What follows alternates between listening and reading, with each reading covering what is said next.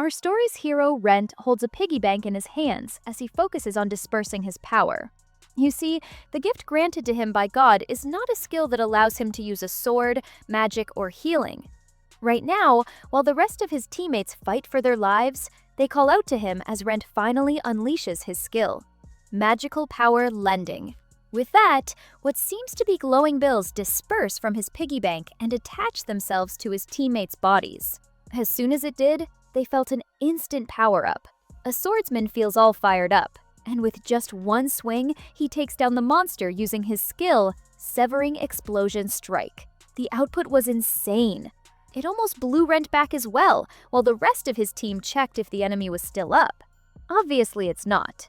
These three are the swordsman Kai, the advanced mage Misa, and the healer El. El fawns over Kai at how amazing he is, and we can also tell he's every bit of a textbook bastard from that smile and stance alone.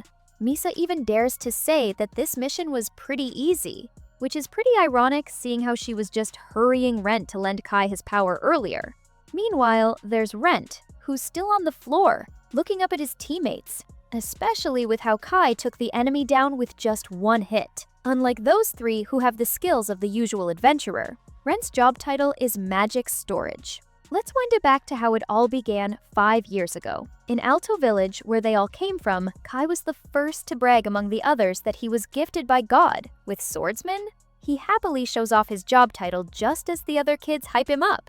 It's still a D-ranked adventurer class, but who cares? Kai always knew he was destined to become an adventurer. One of the kids, Goro, felt a little jealous since he was gifted as a blacksmith. That doesn't sound too bad in Kai's opinion, though it's pretty obvious he's mocking Goro. Still, Kai vows to take over the world with Goro's weapons, even though the latter pretty much wants to go on an adventure. Then there's Rent, who sits quietly, patiently waiting for his turn. You see, in their world, when a person turns 15, they undergo the rite of adulthood, where God grants them a gift. Little Rent hopes that he will also be gifted with a skill to allow him to go on an adventure. Suddenly, Misa appears and tells him that his name was called. So our guy hurries over to the cathedral. Just walking down the church aisle with the clergy on the pews just shows how solemn this rite is. Rent can't help but compare how it's way too different from the usual church. At the altar, Father waits for Rent, holding a leather patch in his hand. The older man hands the leather patch to our guy, instructing him to pray in the center of the altar's light as he does so. Rent did as instructed because, according to Father, our would-be hero will receive a revelation from God shortly. Moments later, Rent emerges from the building with Misa, Kai, and the rest of the kids, eager to know what his skill is. Rent shyly shows off his leather patch, saying the priest was shocked that Rent received an S-rank gift. Upon hearing that, Kai's smile dropped while Misa grew curious. Kai didn't want to believe him, so he snatched Rent's leather patch from his hands to check if our guy was telling the truth. What the heck did he mean by an S-rank gift? The other kids also began to crowd around them, eager to see what was happening. But Rent's skill is the real deal, as Kai and Misa saw that it's written that Rent's skill is magic storage. What's more, his magical power value is a whopping 1,200. The usual range for the other kids was from 13 to 20, and then Rent already has a god level of 1,200? Come on! Kai could barely control his anger, or maybe it was jealousy. Kai has only 5 MP after all. He asks Rent what his ability is, so Rent explains it to them in layman's terms. He can lend magical powers to others. What the? Kai almost shouts at him, asking if others can use magic freely if they borrow Rent's power. Misa joins in, singing praises to Rent. She's all googly-eyed at how Rent has an S-rank skill, which is pretty rare in itself. The image of Misa congratulating him made Rent blush and happy. But you see, Rent's skill is more than just lending. Let us break it down for you.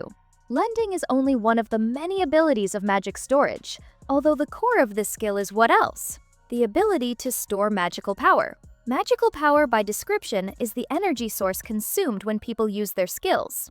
This power they consume automatically recovers through rest or sleep. However, it's important to note that everyone has a maximum limit that they can't exceed. In Rent's case, he can store the surplus of his magical power beyond the limit of his magic storage. For the current 15-year-old him who has 1,200 MP, the storage capacity is also the same amount as his max magical power, making it 2,400 MP. Later that night, as Rent lies in bed, he wonders if he can master such a skill like this. After all, no one ever taught him how to use it, with others saying magic is heavily reliant on one's imagination. That's when he noticed the piggy bank sitting innocently at the top of his headboard. This old piggy bank was the one he used to save money when he was younger. He takes it into his hands and imagines placing excess magical power inside the item. Before long, the piggy bank starts glowing as what appear to be magical wads of bills are being absorbed by it. Now that he remembers it, Rent does have experience saving up.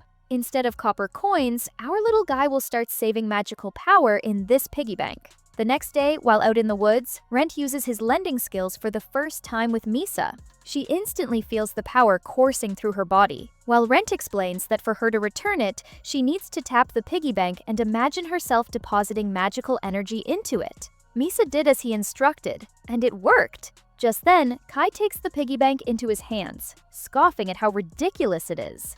Rent, the ever-patient one, explains that it's a piggy bank, and it's also the best shape he can imagine for his magical storage. Just then, Misa asks Rent if he wants to go on an adventure with them. Both Misa and Kai are rank D, but they're already planning to register their party at the City Guild tomorrow. As for the fourth member, well, they'll just find that someone later on. Rent couldn't believe it. Is it really okay for someone like him to join them? This kid seems to have forgotten that he surpasses them big time. But whatever, do it for the plot, I guess. Suddenly, Kai's attitude changed drastically, getting all touchy with Rent since the latter granted them practically unlimited magical power. Not unlimited, it's 2,400 MP to be precise. Plus, Rent reminds them that they need to return their power once they borrow it, which Kai agrees to far too quickly. Besides, Misa remembers what Rent always said back then. Didn't he want to live a life full of excitement every day? Rent nods his head in agreement. So with that, he asks if they have a party name in mind. Kai already has one, of course. They will be known as the Sky Cleaving Sword, because one day they'll become a sword that can even cleave the sky. Not gonna lie, that name is peak in my opinion, but Misa's a little embarrassed at how ambitious it is. So she asks if he could reconsider the name. And the two guys are already on board with the name, so too bad for Misa. A while later, the D-rank healer L joined them, marking the start of their adventure as the Sky Cleaving Sword Party. It's already a given that their party ranked up at an impressive speed. With Rent providing everyone an abundance of his magical energy, the rest of the party members used their skills to defeat the monsters that were way ahead of their leagues. The total magical energy of their party equaled their combat strength. It didn't take long before news spread far and wide about the reputation of the Sky Cleaving Sword Party. Even in this unknown bar, the patrons start talking about how the party rose from rank F to rank C in just 2 years, with many believing they're the fastest group to advance in this region. Meanwhile, a bystander listens in on these men's conversation, taking note of this esteemed Sky Cleaving Sword Party. Speaking of the Sky Cleaving Sword Party, here they are now, all polished and well-equipped. What the rumors say is true. The three of them, Kai, Misa, and Ella, are all rank C adventurers now. With this recent promotion, Kai decided to buy a new set of armor, even for Misa and Elle, who were too happy with their new wardrobe update as well. Then there's Rent at the back saying his clothes are still the same. Take note, our guy has still been wearing starter equipment for the last 2 years. Kai counters that he's fine just the way he is, and it's not like Rent fights on the front lines anyway. Despite having an S-rank skill, Rent falls short at being an adventurer since he's still rank E. As if to rub salt into his injury, Elle tells our boy that he needs to wash his clothes because he's starting to stink, with Kai laughing along. The nerve of these two! As the three of them walked confidently ahead, Rent stayed walking behind them, with his head low. Compared to them, he's the lowest when it comes to growth and progress because of his skill. Magic power lending is based on one core rule. When you lend your power, you must reclaim it later. In his case, well, everyone, take a guess. Rent couldn't reclaim his powers as we're about to see right now. Rent calls out to them from behind, reminding them of the power he graciously lent them. What he got instead were glares from both Misa and Kai. Easily intimidated by the two, Rent tells them to drop it. Now he can't say the things he used to say anymore. Back when they were equals, he could speak freely. How ironic, he can't even say they're equals anymore. The three of them walked further away from Rent, increasing the gap between them as our guy realized that as people grow older, their perspective and their thoughts change too.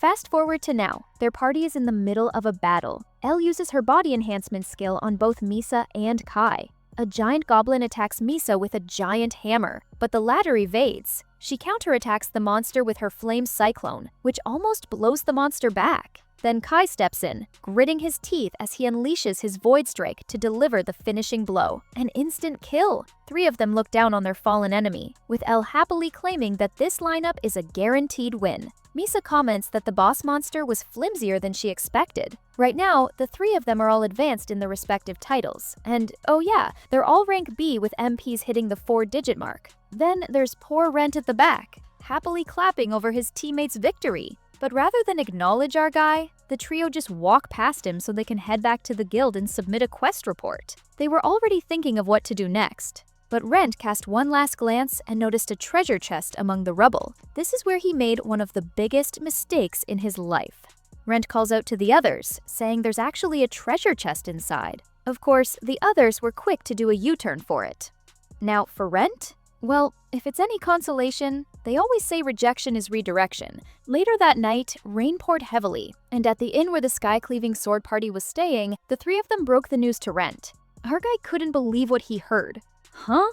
Did he hear that right? Kai snobbishly tells him not to make him repeat himself, but he does so anyway. For their party to reach greater heights, the 3 of them decided to add a new adventurer to their team, thus reforming the sky-cleaving sword's second version, and this time without Rent in it. Kai flat out tells him that they're kicking him out. Rent's on the verge of a breakdown because, what do you mean he's out? Is he not worth staying on this team? And why so sudden like this? That's when the 3 of them showed off their matching bracelets. Wait, Rent knows those bracelets?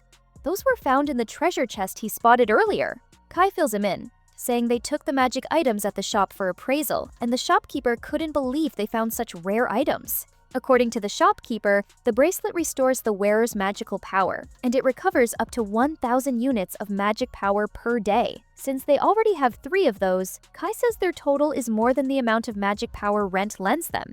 Misa adds that they want magic power, and they don't care where it comes from. Rent tries to buy his way back into the party, saying if that were the case, then with the items and his skill, their party could surpass 5,000 magic points. So it's practically unlimited magic power, right? Instead of answering, Kai gets up, with Rent's pleas still being heard in the background. Is that so? Well, they ought to test it out then. Suddenly, Kai grabs Rent by the neck and lifts him in mid-air, choking him deliberately as he tells the latter to break free from his grip.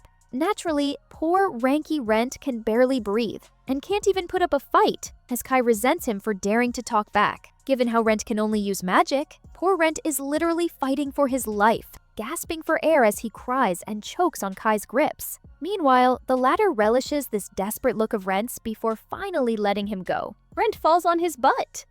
Meanwhile, Ella laughs at him, and Misa mocks him for being so weak and pathetic. Our guy is in a daze, still trying to catch his breath when Misa glares at him for that stupid look on his face. Does he really think their group will take pity on him? For what it's worth, Misa also agrees with what Kai said. By this time, Rent has heard enough. He bolts straight to the door, with Ella happily bidding their deadweight goodbye.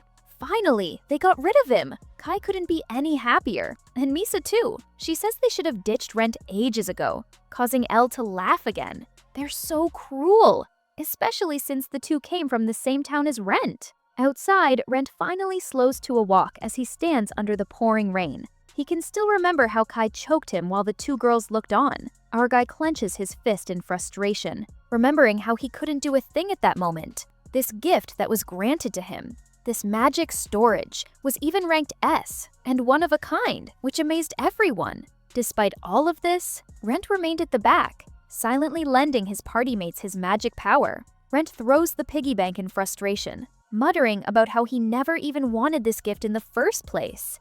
But then again, those 3 bastards dared to call him useless? And they even kicked him out for that very same reason?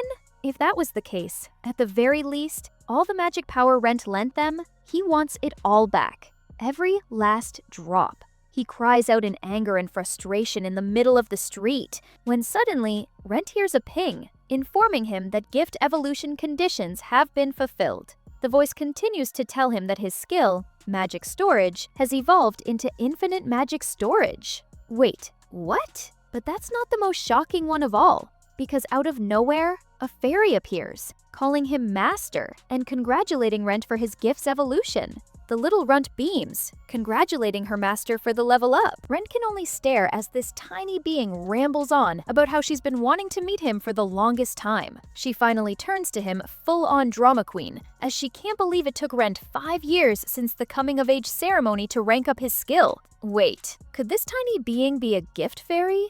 She beams, saying Rent is correct. Now that he remembers it, the priest did tell Rent back then that there exists a fairy who supports those with a unique gift. He just didn't imagine that it would turn out to be real. The gift fairy suddenly became polite, bowing her head as she introduced herself as MP, the magical planner. She flashes him a smile, and seeing her like that, even our guy finds her cute. Anyway, she's more concerned about why Rent's getup is like that. What the heck is up with that miserable outfit? She pulls an abacus out of nowhere and starts calculating the value of his clothes, starting with the iron vest, then the tattered cloth and pants, and those outrageous sandals. His whole fit amounts to a mere 116 gold. If he's looking like that, MP tells him that no one would take him seriously then.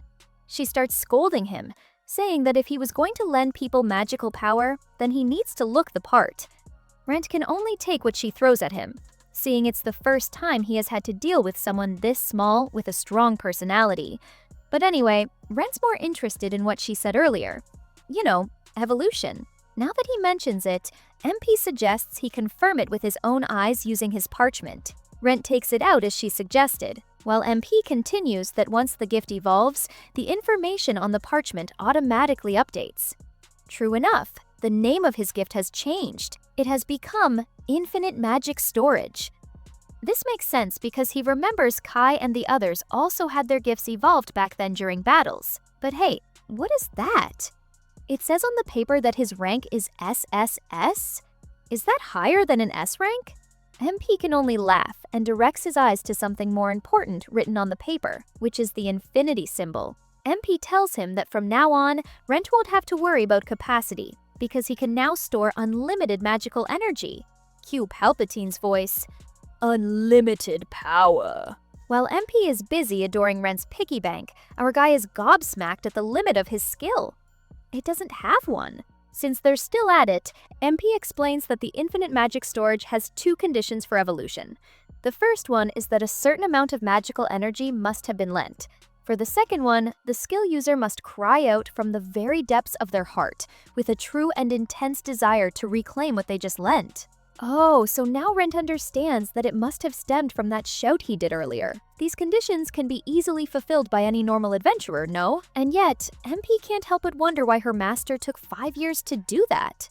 Upon hearing her, Rent starts stuttering, saying it's not as simple as she thinks, but the latter is not buying it. In a defeated voice, Rent tells her that he's afraid of everyone, which is why he endured it all. To be fair, the 3 of them always focused on what benefited the team, but whenever Rent asked them to repay the powers he lent them, they would tell him that they needed to stop going on adventures for several days, thus affecting the team's growth and progress. Hearing him say it like that, those 3 are really bona fide gaslighters and manipulators. As for MP, all she can say is that her master is too kind. Rent almost felt better when he heard her say that, but MP actually meant it as an insult. What a rascal! Anyway, she wants them to finish the status check from before, with Rent looking at the parchment to see if there are any other updates. That's when he saw those numbers. 2,678,087. And there's another one much longer below, like a telephone number. What's up with these numbers? Well, MP tells him that those numbers are the total amount of magical energy Rent has lent to the sky-cleaving sword.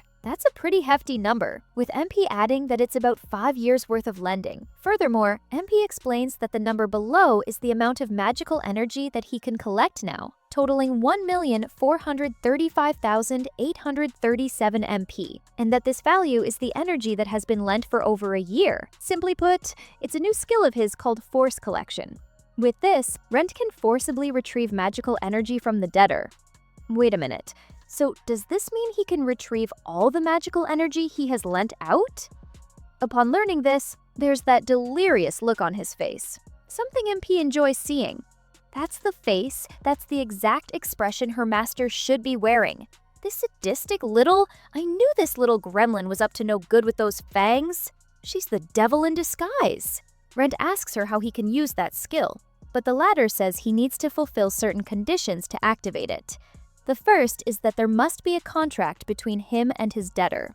If anything, she adds that there are multiple types of forced collection, though they're a bit complicated to explain to him now, making her grin at the mere thought of it. Anyway, just leave it to her. It's Rent's first time, so MP volunteers to handle everything. Rent agreed. Too caught up in their conversation, and he didn't notice the two passers-by who were staring at him weirdly. They were all staring at Rent because, what's up with him? Why is he talking to himself?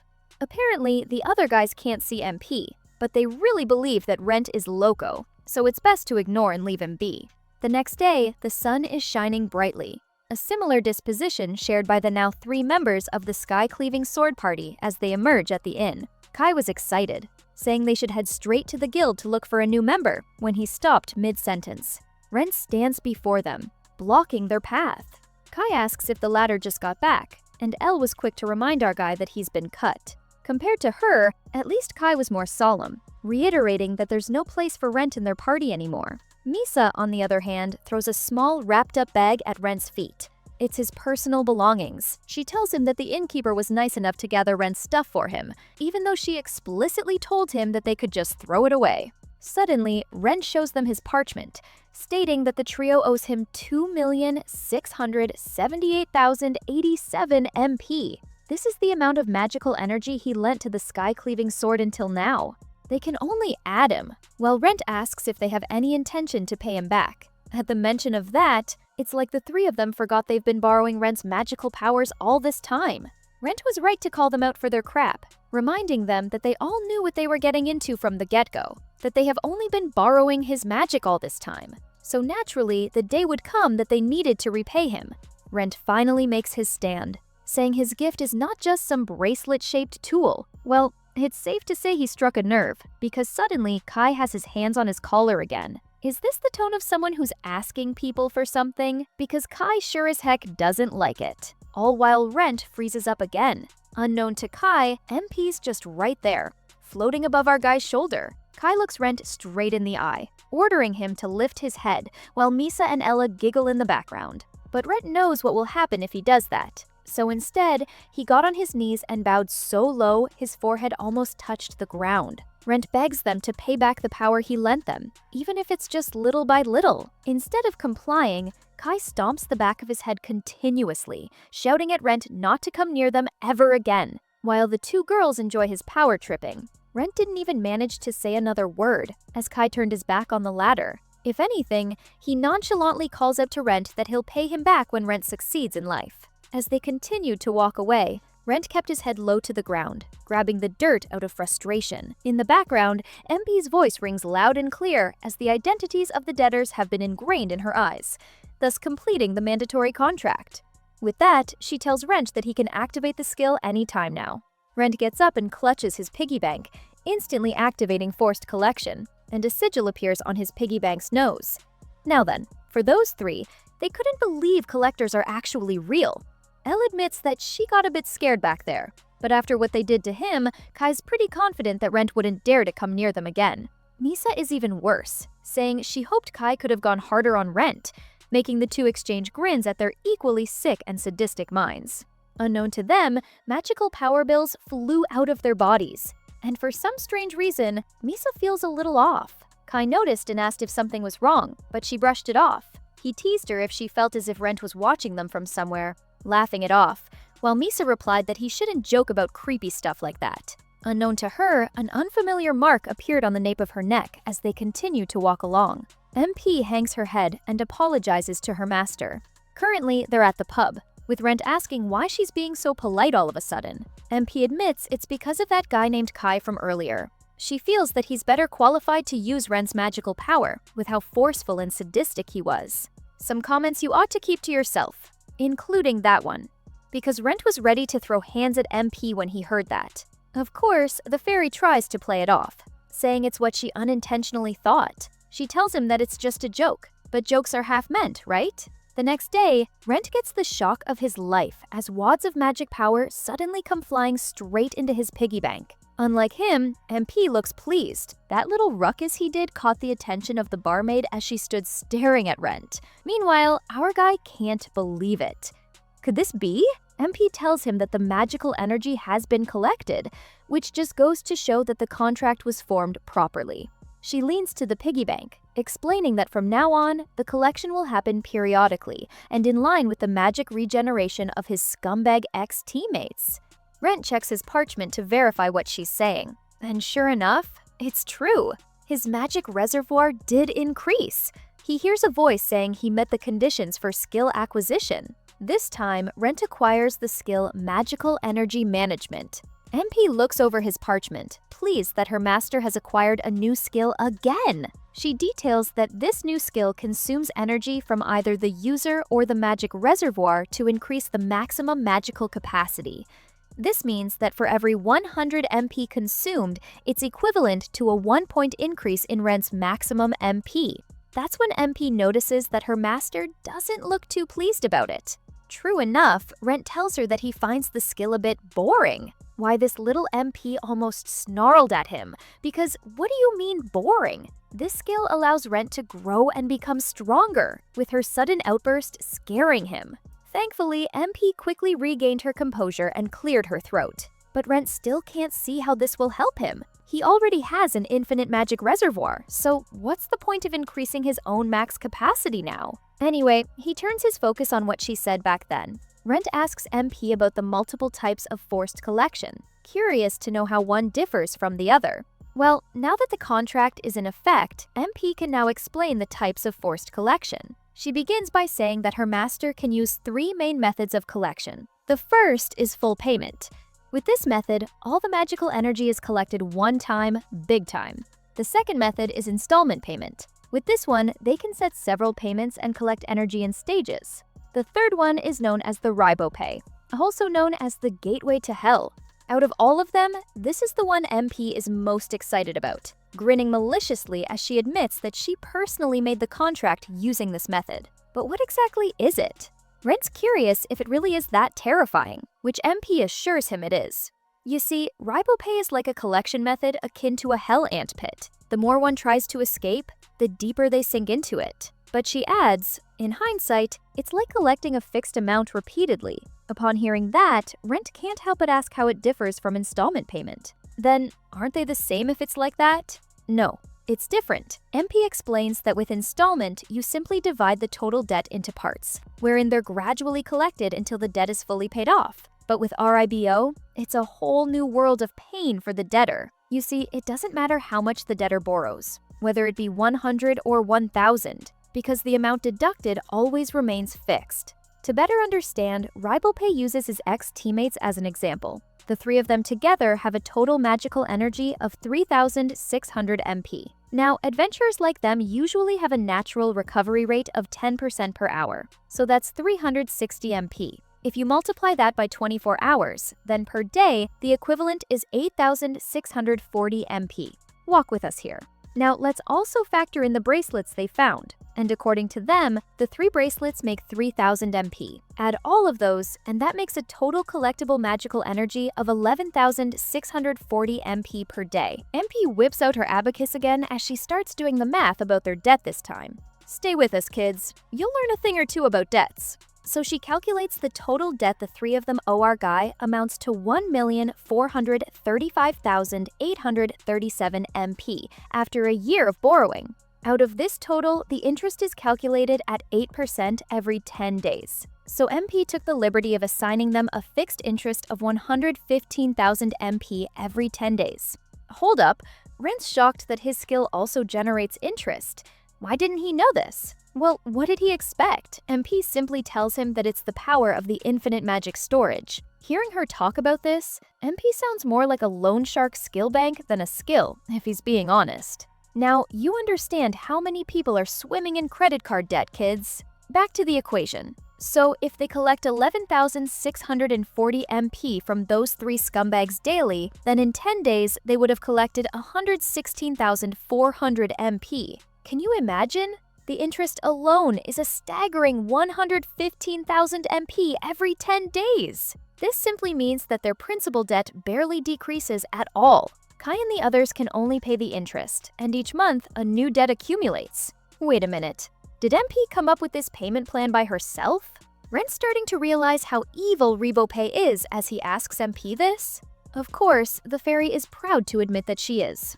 Now that he understands how it works, Rent's a little uncomfortable at how extreme it is, but MP doesn't see anything wrong with it. With that devilish grin, she reminds him that those scumbags never showed gratitude to her master, not even a single word of thanks. On the contrary, they even hurt Rent and made fun of him before ultimately kicking him out of the party. MP tells her master that he shouldn't show sympathy to trash like that. Now, she almost looks like a demon incarnate as she tells Rent that he should put those three to the limit and drain them of everything he can. Rent should drive them to the brink of despair and show them who the real weakling is. Rent had to shout at her to snap her back to her timid self. The only downside is that the other people at the bar turned his way, looking at him weirdly for shouting like that.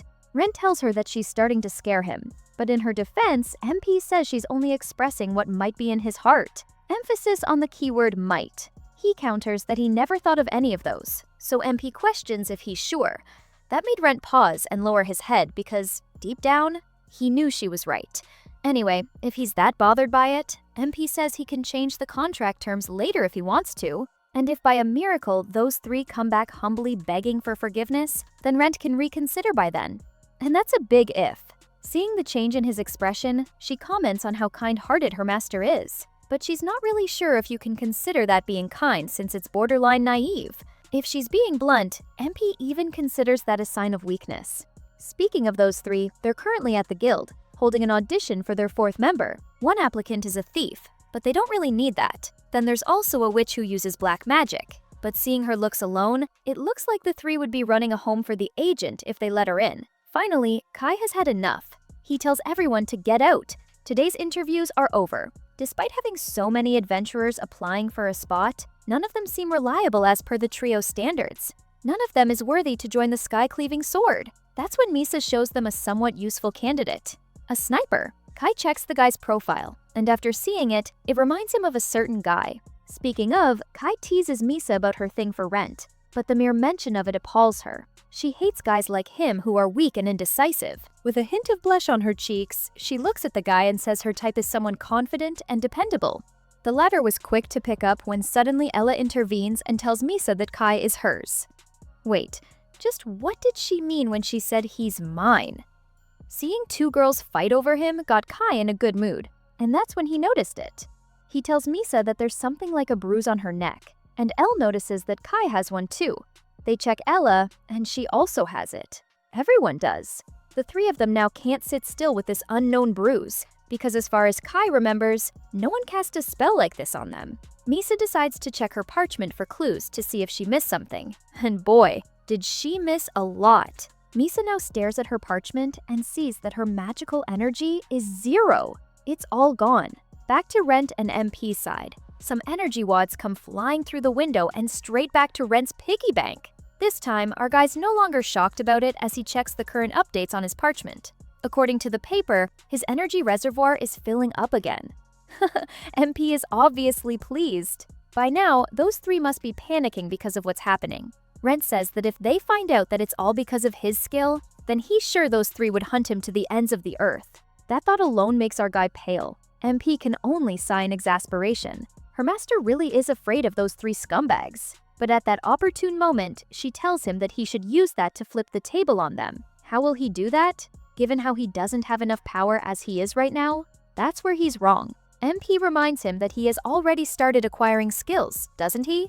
This is why he should start using his new skill, magical energy management, so he can start growing little by little from now on. Rent was speechless and sat staring at his piggy bank. After what seems to be a long pause, he asks MP if one of the conditions for the next gift's evolution is if he continues to manage his magic energy. The fairy grins even more as if to confirm his suspicions. That night, she tells him that Rent's emotional shout from the depths of his soul was like a joyful birth cry for a new adventurer born into the world. It also marked the end of his previous life, where he used to chase others, because from now on, Rent will walk his own path as an adventurer. She tells him outright that he has the power to do that, so he needs to believe in himself more. And if he ever comes across trouble, MP promises that she'll be right there with him, supporting Rent with everything she has. Our guy can't help but get a little teary-eyed when he hears this, so he just thanked the fairy from the bottom of his heart. Now then, what to do next? MP holds up his parchment, telling him they could take on quests like monster hunting, and maybe even level up too, thanks to Rent's magical energy management skill. That sounds good to him, and he knows the perfect place to start. Rent says there's an artificial space created by an ancient mage on the outskirts of the city of Melva. It's practically a sealed zone that functions like a synthetic garden. There are numerous challenges and training opportunities available there. He remembers back when they first formed the sky-cleaving sword. The four of them hold up and train there a lot. MP asks where it's located, and he replies that it's a little far from where they are. In fact, even with a fast horse carriage, it might take them about 2 weeks to reach the place. That's perfect! MP starts fiddling with her abacus again, saying even if those scumbags try to chase after them, it will give both Rent and MP enough time to get away and form a plan. With that, she tells him they should get going pronto. She wears that devilish grin again, saying 3 weeks will be enough for Rent to gain the strength and power to crush those 3 scumbags. Meanwhile, the trio is currently caught up trying to figure out and get rid of those marks on their necks. There's a carriage waiting for more people to board it, and inside we already have Rent, who's sitting and using his skill, Magic Operation. Now then, let's see his parchment updates. He consumed 1000 MP to raise his current maximum MP by 10 points. The last time, he was at 1210 MP, right? Now he has 1220 MP. A voice pings and tells him that he fulfilled the conditions, announcing that his magic recovery is now doubled. He happily looks at his now 20% recovery rate. A normal adventurer usually has 10%, which makes him appreciate how his gift really is special. MP suggests that since they've got a long journey ahead, they should use it wisely. Just then, the barker announces that their carriage bound for Melva will depart soon, giving one last courtesy call for passengers before they leave. On the other hand, the trio is at a curses shop, where their unknown mark is currently being assessed by an old man. He flips through the books, and can't seem to find which curse this is. If anything, he tells Misa that one part is written in ancient script. Muttering as he wonders what the stake symbolizes, Misa could only frown, because did that mean this old man still didn't know what it was? He's been working in this field for the past 80 years, but he never thought he'd encounter magical inscriptions that he couldn't decipher. Kai grabs the older man by the scruff of his neck, angry that the latter is zoning out and being swept away by his emotions. He's being paid to do this for Pete's sake.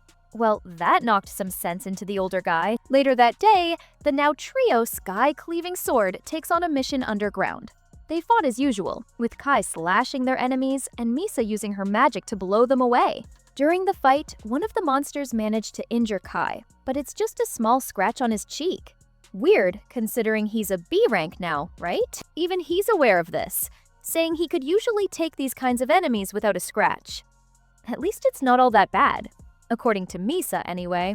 If she just chugs one of those recovery potions, then her magic will return. Take note, a single magic recovery potion costs 10,000 gold. Speaking of potions, Kai asks her how many she has right now, and Misa says she's got 50 bottles with her. So that means they spent 500,000 for those potions alone.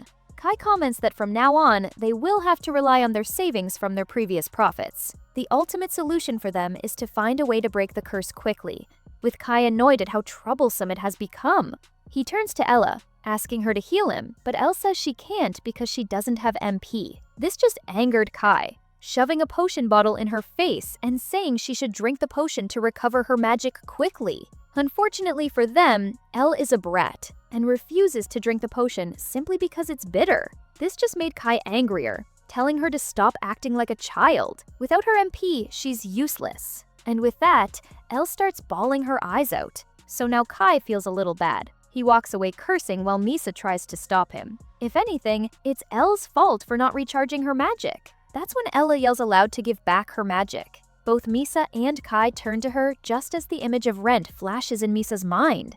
Wait, could it be that the one who cast this curse upon them is actually Rent? Speaking of Rent, our guy has it pretty easy chilling on the carriage. He notices MP has been staring at the window all this time, and it's because the fairy enjoys it. She asks what that volcano over there is, and Rent says it's Mount Grimo.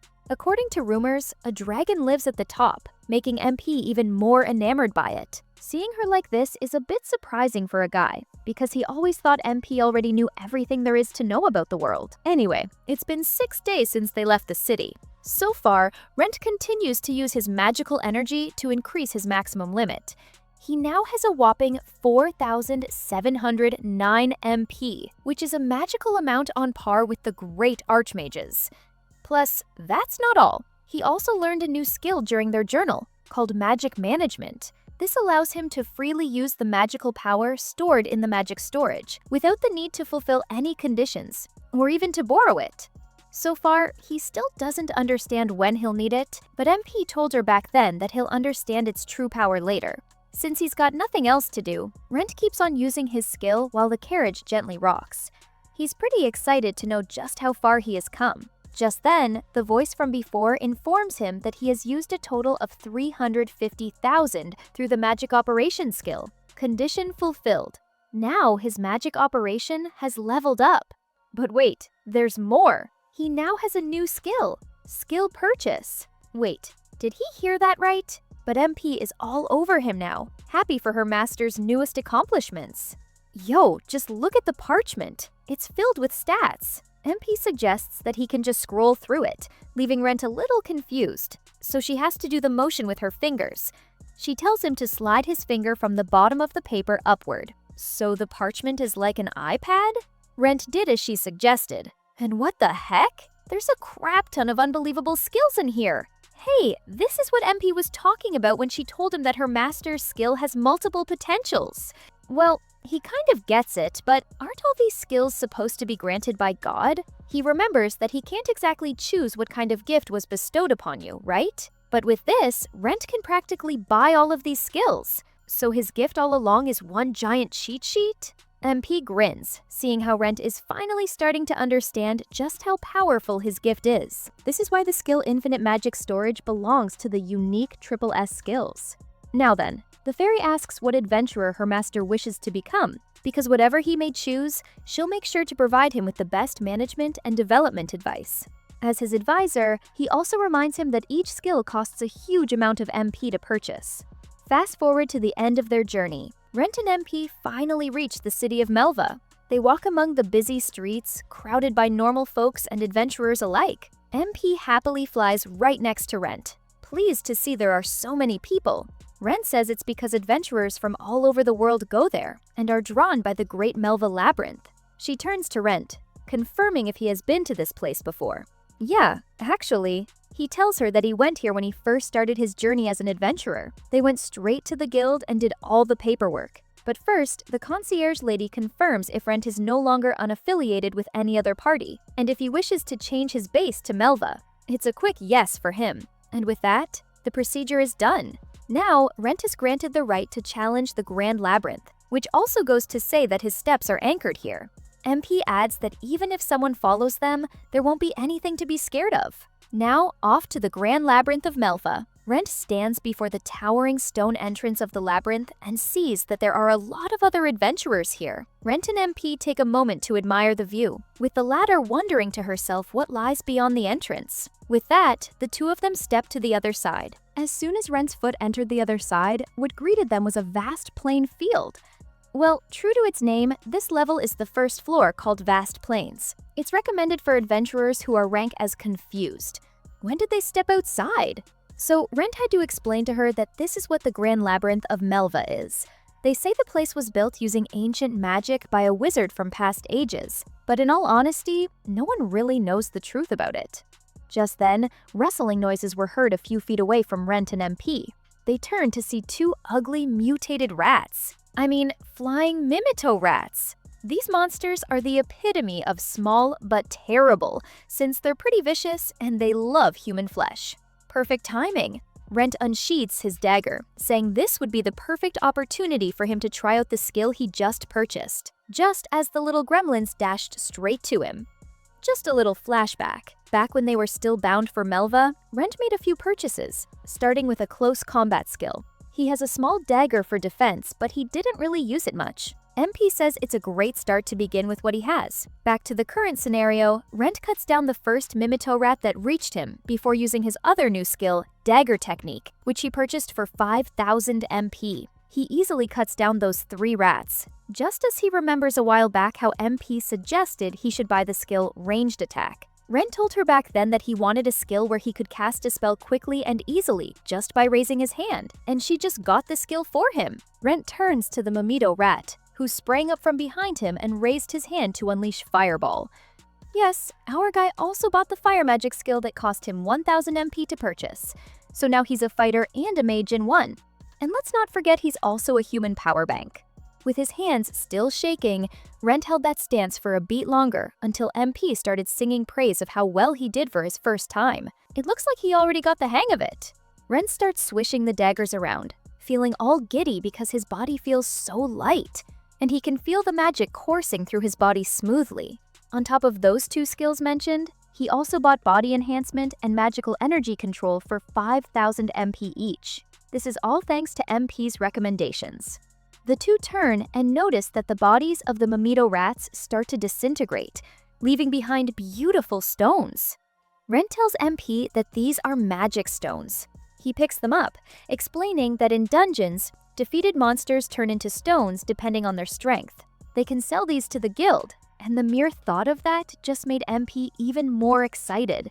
A few feet away from them, Rent notices that there's a small party of adventurers who are also busy fighting off the Mimito rats. After a couple more minutes of struggling, they decide to retreat since they're already out of healing potions. MP also notices them, commenting that those must be beginner adventurers. Seeing them like that reminds Rent of how he used to be, standing at the back of the party and providing magic for others.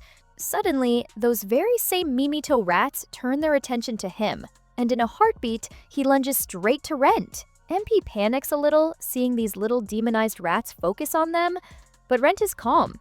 He quickly draws his dagger and takes them down. He's different now, and as he cuts down one enemy monster after another, he can't help how fast his heart is racing. He has never experienced this before. After a while, Rent took down all of the Mimito rats and rested at a nearby boulder. He heals his scratched knee using his what else healing magic skill he purchased for 5,000 MP. Now he's a healer too? Our guy's literally a one-man party at this point. Given how well Rent did on this floor, MP says they should be ready to enter the next floor. But Rent's not in any hurry to do so. He wants to stay here in the vast plains a little longer, so he can test out this power more. MP only smiles back and comments on how her master seems to be enjoying himself today.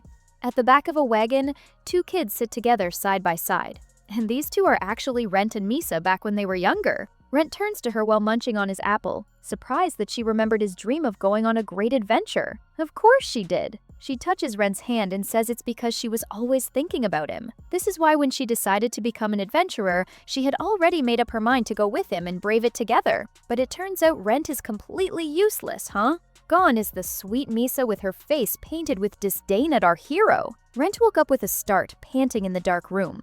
So it was just a dream, huh? Beside him, MP sleeps soundly with a smile. Come morning, they return to the labyrinth. Since Rent already practiced as hard as he could on the first floor today, they're exploring the Grand Goblin Forest, which is the second floor of the Great Melva Labyrinth. Rent wanders around, amazed at how dense it is, but make no mistake, he's not wandering aimlessly. He uses his aura detection skill to pinpoint the location of his enemies. Judging by the results, it looks like there's a horde of goblins ahead of them, and further ahead, he believes it's the goblin colony. For the record, goblins aren't strong individually, but when they work in a group, that's where the real danger comes. Rent is concerned with how to face them all in one go, but MP's not too worried. She's even more excited because finally she can show her master the true value of that skill. Soon enough, they spot a pair of goblins walking not far from them. Rent moves quietly and approaches the monsters without alerting them, thanks to his aura concealment skill. Before the two even realized they'd been attacked, Rent easily cut them down with his knife.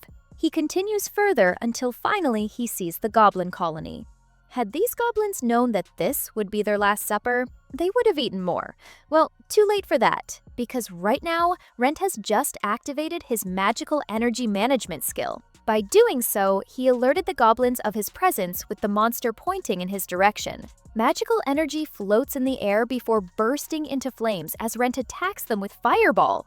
Against such an attack, the goblins were incinerated in one go. Yes, Rent can actually cast magic simultaneously now. Flashback to earlier, MP explains that consuming magical energy takes a heavy toll on one's body. She asks him if he can sprint at full speed. And of course, Rent says he can't. He'd be out of breath in no time. The same principle applies to magic, wherein casting spells back-to-back with zero recovery time is deemed impossible, but not with magical energy management. With this skill, MP says he can just coat his body in external magical energy, then release it directly as magic. Thanks to that, he can use the same spells consecutively. Or no, fire several of them at the same time. Back to the present, Rent stares at the destruction he laid waste to the goblin colony. He finally goes down to check if they succeeded, when suddenly an angry giant goblin appears. It's the goblin leader. Too bad for this guy, because Rent was ready. Rent quickly fried him up even before he could take on a fighting stance. Bro was torched. Now they know they really succeeded. MP gives a celebratory cheer, seeing how her master wiped out an entire goblin colony by himself. Well, he didn't do it by himself. Rent turns to MP, saying it's because he had her by his side. MP feels happy to hear those words from him. And with that, she pumps her fist high in the air. If they can keep this up, they'll break through this labyrinth in no time at all. And they can also get their hands on a lot of magic stones. Speaking of magic stones, Rent heads to the guild right after taking down the colony.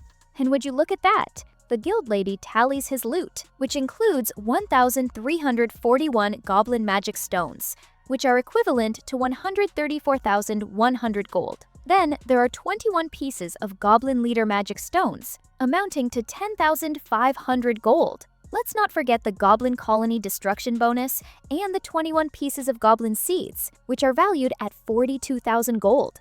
All the other adventurers present and listening to her tally all of that can only stare in wonder and in awe at Rent. With that, she tells our hero that his total reward is 186,600 gold. Rent had never earned that much before, his and MP's eyes widening as he took the bag. Now that is one fat bag. The two of them celebrated their big win for the day, and it's safe to say that MP is enjoying her calamari a lot. It's her first time eating something that has the scent of the sea and is drenched in rich soy sauce. Rent chuckles at her expression. But yeah, today really is a good day, because he also got promoted from adventurer rank E to rank D. It's also guaranteed that he'll become much stronger with his new skills in tow. He balls his fist because now, even if those bastards come after him, he can fight and defend himself. Be that as it may, MP reminds him that their location is exposed, since they have already changed base. Soon, those three notice that force acquisition is placed on them, and it's only a matter of time before they go after him. Since it's come to that, MP suggests they gather an additional 150,000 MP points. She points to a certain skill on Rent's parchment, saying that if they can obtain the skill with that amount, then they won't feel his ex-party mates anymore. Rent checks his own parchment, commenting that they have a long way to go, but MP's not too worried. They'll get there in no time at all. After having her fill of calamari, she puts her hands together to give thanks. So Rent asks her if there's anything else she'd like to eat. Oh? She perked up upon hearing that, asking him if she could really request such. Rent smiles, saying he wants to thank her for always being by his side and taking care of him. MP grins, then tells him that next time she also wants MP. After all, magical energy is the tastiest feast for a fairy like her. Oh, is that so? She could have just said so earlier, but MP had to tell her master that it's not what he's thinking. Besides, everything has been prioritized to boost his abilities. Well, it doesn't matter to the slow-witted Rent, as he asks her how much she needs. MP is already expecting it, eyes shining as she asks if he's really going to give her some. If that's the case, she tells him that 100 MP may be a great start. Rent grabs his good old piggy bank, wondering if he should use magic energy transfer to give it to her. But to his shock, MP already has her eyes closed and lips puckered up to him. Nani the heck? She tells him to give it to her directly, because when it's mouth to mouth, the magic goes deeper into her body and she feels more pleasure. Well, how could he say no to that? Rent also puckers up as the two share a kiss. MP collapses in his hands as Rent asks how it was. MP is still on cloud 9 as she tells him that it was absolutely wonderful. But wait a minute. Now that he thinks about it, was that Rent's first kiss? Cut to the next scene. There's a wagon passing through the forest, and on board it are Misa, Rent, and a sleeping Kai. Misa tells Rent how amazing he is for having a unique S-rank gift. She always knew that he was destined to become an adventurer, and hearing her say that reminds Rent of how Kai said something similar. Misa points out that Kai is just a swordsman, which is pretty ordinary, and a D-rank gift isn't exactly rare.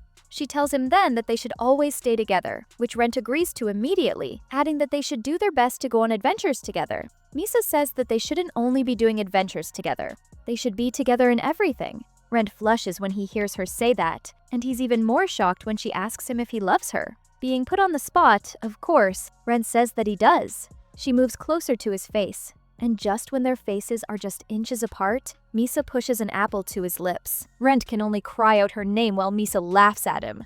In her defense, she decided long ago that these kinds of things only happen after marriages. So who is Rent to disagree with that? Finally, Kai wakes from the back, asking what the fuss was all about, as Rent tells him that he should go back to sleep since they're still way away from the city. All of this is just a memory now to Rent. As he sits in bed that night, there are a lot of emotions coursing through his veins. Anger, despair, and a sense of loss. Sleeping soundly next to him is MP, and if he hadn't met her, it makes Rent wonder what kind of person he would have become by now. He covers her with a blanket to keep her warm, and while looking at her, he tries to process this feeling. It might not be love in the usual sense, and it might not even be human love at all, but what he does know is that seeing her sleeping peacefully makes his heart feel at ease. A certain comfort washes over him, and he feels a renewed energy. He settles into bed, bidding an already sleeping MP goodnight, as he finally feels true happiness. Back at the City Guild, the lady there informs them that Rent is currently registered in this city as his base of operations. Kai screams at her face. It's impossible. They've looked every corner of the city for days and couldn't find him. The girl remains unfazed and doesn't even flinch with Kai intimidating her like that. If anything, he's even more pissed at her. Is this girl mocking them? Misa had to reel him in even though he's still fuming. Back at the inn, Misa checks her parchment and confirms her suspicion. Compared to yesterday, the amount of magic they have borrowed has decreased. So Kai curses again. That bastard Rent really stole their magic. She didn't notice it before because she had been ignoring the borrowed magic data, but something feels off. This piqued Kai's attention, so Misa showed him her parchment, saying that the total magic from their 3 bracelets, plus the normal amount of natural magic they usually recover, didn't add up. According to the paper, the amount of loss doesn't match at all. But wait, what does that mean? Kai asks eagerly, but Misa is just as clueless as he is. But here comes Ella with the biggest concern yet. She keeps whining, asking when they are going to stop relying on potions. This stuff is bitter, expensive, and worst of all, disgusting. They have no choice but to endure it a bit. As Misa explains that if they drink 4 or 5 bottles daily to make up for the lost MP, then their magic won't drop anymore for the rest of the day. Being the brat that she is, Ella starts whining even more. She doesn't want to keep doing this. Can somebody else drink her potion for her? Of course, you can already expect Kai to be annoyed by her childish behavior. But wait a minute, what Ella said just gave Misa an idea. Later that day at the guild, one of the adventurers who applied for a spot at the sky-cleaving sword, the old man from before, sits smoking his pipe. As he was about to leave, a scantily clad Misa and Elle approached him. Could this be the beginning of his harem story? Of course, the older man still remembers them. They're 2/3 of the sky-cleaving sword, right? Misa beams because Gramps remembers them. Misa and Ella took no time and started pushing themselves against the older man, looking at him with enticing eyes as they explained their woes. They're in big trouble, and they really need Gramps' help right now. You can imagine his shock upon hearing that. Meanwhile, Kai watches this all unfold with his arms crossed across another table. You see, Misa had an idea.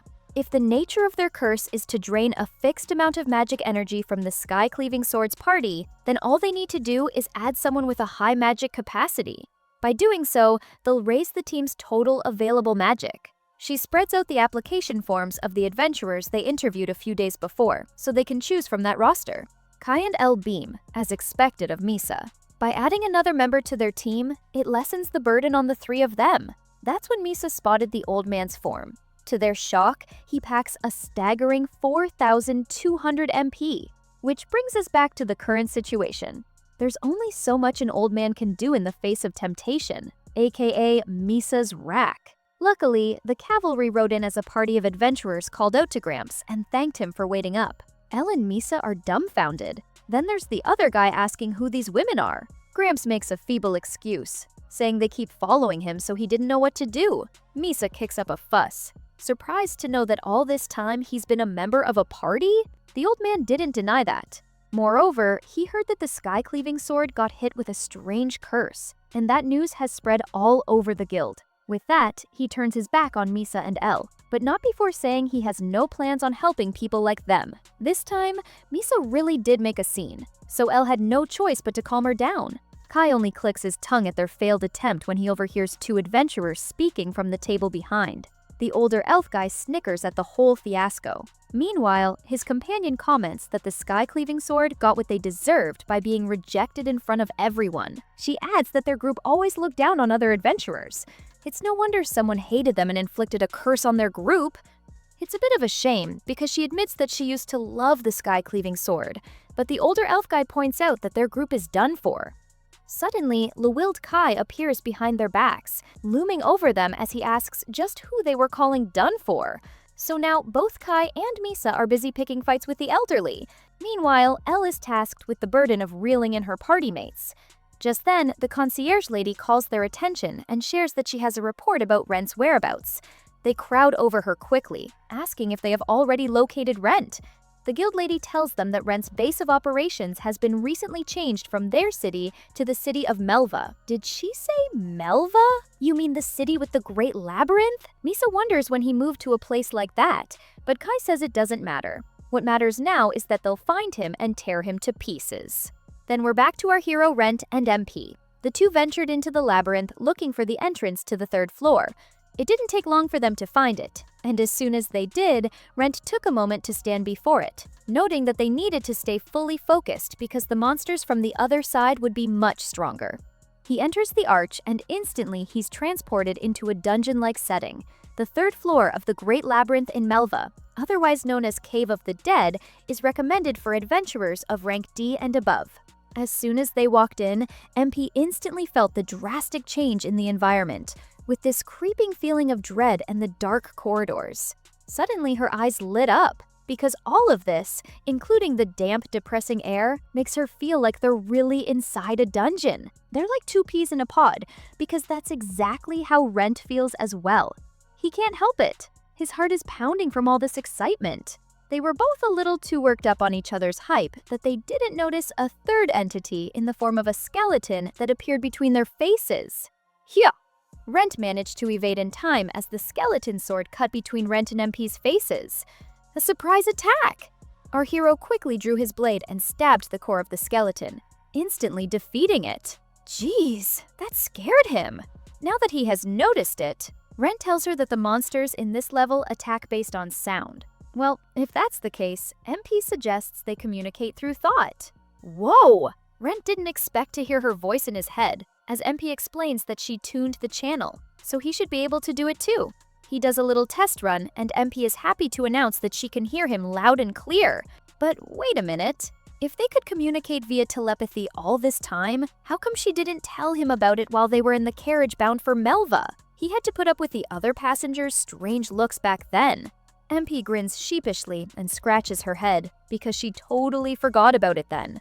Anyway, they continue exploring the cave and come across a skeleton soldier with its skeletal beast. Two floating balls of fire appear out of nowhere and hit both skeletons in one go. Instant kill! MP can't believe this place is easier to conquer than she expected. That may be so, but Rent worries a little because the cave is really complex and winding. They have to keep an eye out for surprise attacks in their blind spots. Lucky for them, he's equipped with all the right skills to explore the cave, such as the aura detection skill he's using right now. According to his sweep, other adventurers are fighting a monster nearby.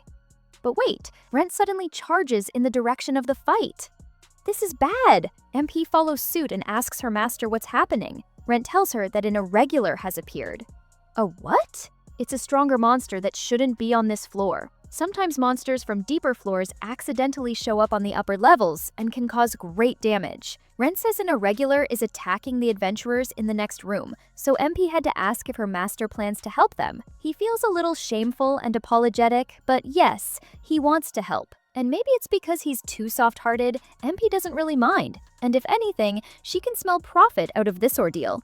Rent was too focused on getting to the next room that he didn't notice other people were coming from the other direction. He bumps hard against one of the adventurers, falling on his butt as the other guy screams at him. Because of his kind nature, Rent apologizes quickly while the other adventurer from the group scolds the first guy. This is not the time to pick a fight. The only girl from the trio warns Rent that if he values his life, then he shouldn't go any further. The three proceeded to make a run for it, with the girl asking them if they thought they did the right thing. The first guy from before reasons that they would have been wiped out if they didn't do that, while the other tries to wash away their guilt by saying that she must have found peace, knowing she helped them escape in the end. Rent remains seated on the floor, so MP asks if those were the adventurers her master was talking about. He tells her that he sensed 4 adventurers then, and one of them still hasn't shown up. MP suggests that maybe he fell behind during the escape, or did he really? Either way, Rent decided to check it with his own eyes as he rushed to the scene, but lo and behold, there's a wall blocking their path. It's a dead end. Rent notices something off about it, which you can notice instantly if you look carefully. The wall is made up of a different material from the rest of the materials here in the cave. He touches it and confirms his suspicion. This wall is made using magic, and based on how warm it is, it looks like it has just been made. Rent feels his blood boiling knowing this is the work of those 3 bastards. Without hesitation, he tells MP to step back as he uses Fireball to knock down the wall. As soon as it came crumbling down and the dust had settled, Rent's eyes widened in shock at the sight that welcomed him. It was a 4-legged skeleton. Is it really 4-legged or 4-armed? Anyway, MP's eyes spot something else, and she points it out to her master. Over there, a girl is slumped on the floor, bloodied and badly bruised. Despite her condition, the girl looks defiant and holds her sword firmly, taunting the monster to attack her if it dares. A skeleton soldier tries to force itself and the girl from before, pushing back against it until her party mate slashes their enemy. It was the dude who bumped into Rent. He screams at the girl for being an idiot, ordering that she should attack more fiercely. She takes her stance again and apologizes. After they took down their enemies, the healer patched up their swordsman, that first guy from before. Surprisingly, he feels apologetic for making the healer use his MP, but then again, he vows to break through the 3rd floor no matter what. So far, he still has enough MP so they can do it as long as they don't run into any monster groups. The girl keeps quiet while they talk until she asks the healer if he could heal her too. The swordsman frowns because that's just a scratch. As if that wasn't bad enough, their healer tells her that he doesn't have any extra MP to waste on her, especially since MP is precious. That's when the other girl from the group side-eyes and disses this poor girl. She didn't even do anything. In fact, she says this poor girl Rinka is living a pretty comfortable life, as if she didn't fight and get injured in the battle earlier. Rinka mumbles an apology again, but the trio isn't done. They continue to degrade her, saying it's always her fault why they stumble and fall behind. According to them, she's the main reason why they're stuck as D-rank adventurers. With that, the trio walks ahead with the healer commenting that she's a useless attacker. She should put herself in their shoes for once. Again, Rinka apologizes. And even this pisses off the other girl because the former has been apologizing non-stop for a while now. She tells Rinka that she should show her remorse through action, since anybody can apologize. Her scolding got cut off when she bumped into the backs of the other 2 adventurers. Both men stood frozen on the spot as they came face to face with the 4-limbed skeleton. Now all 4 of them are frozen where they stand. What is that? Is this the 3rd floor's final boss? One of them answers that it's not, and this monster is entirely something else. It's an exception. By now, the skeleton draws one of its arms back to swing its sword when Rinka intervenes and blocks its attack. The guy calls out to her, but Rinka is determined because this time she'll never let them down again. Well, if she's so insistent on doing that, the guy suggests she do something useful for them, at least right here in the end. Huh? Before Rinka could even respond to that, the 3 of them turned tail and were already at the other end of the arch. A wall starts to build up, closing the escape route, thus locking Rinka in with the monster. As soon as the wall is fully built, the 3 of them make a run for it, so now Rinka is left fighting for her life on the other end of the wall. The skeleton attacks her relentlessly and she can barely defend herself. Did those guys really leave her as bait? Thinking about all that and fighting a powerful enemy is pretty hard, so it's no surprise the skeleton managed to hurt her by slicing her arm. Rinka fell back, but despite her bloody arm, she held her stance. She kept wondering if they abandoned her,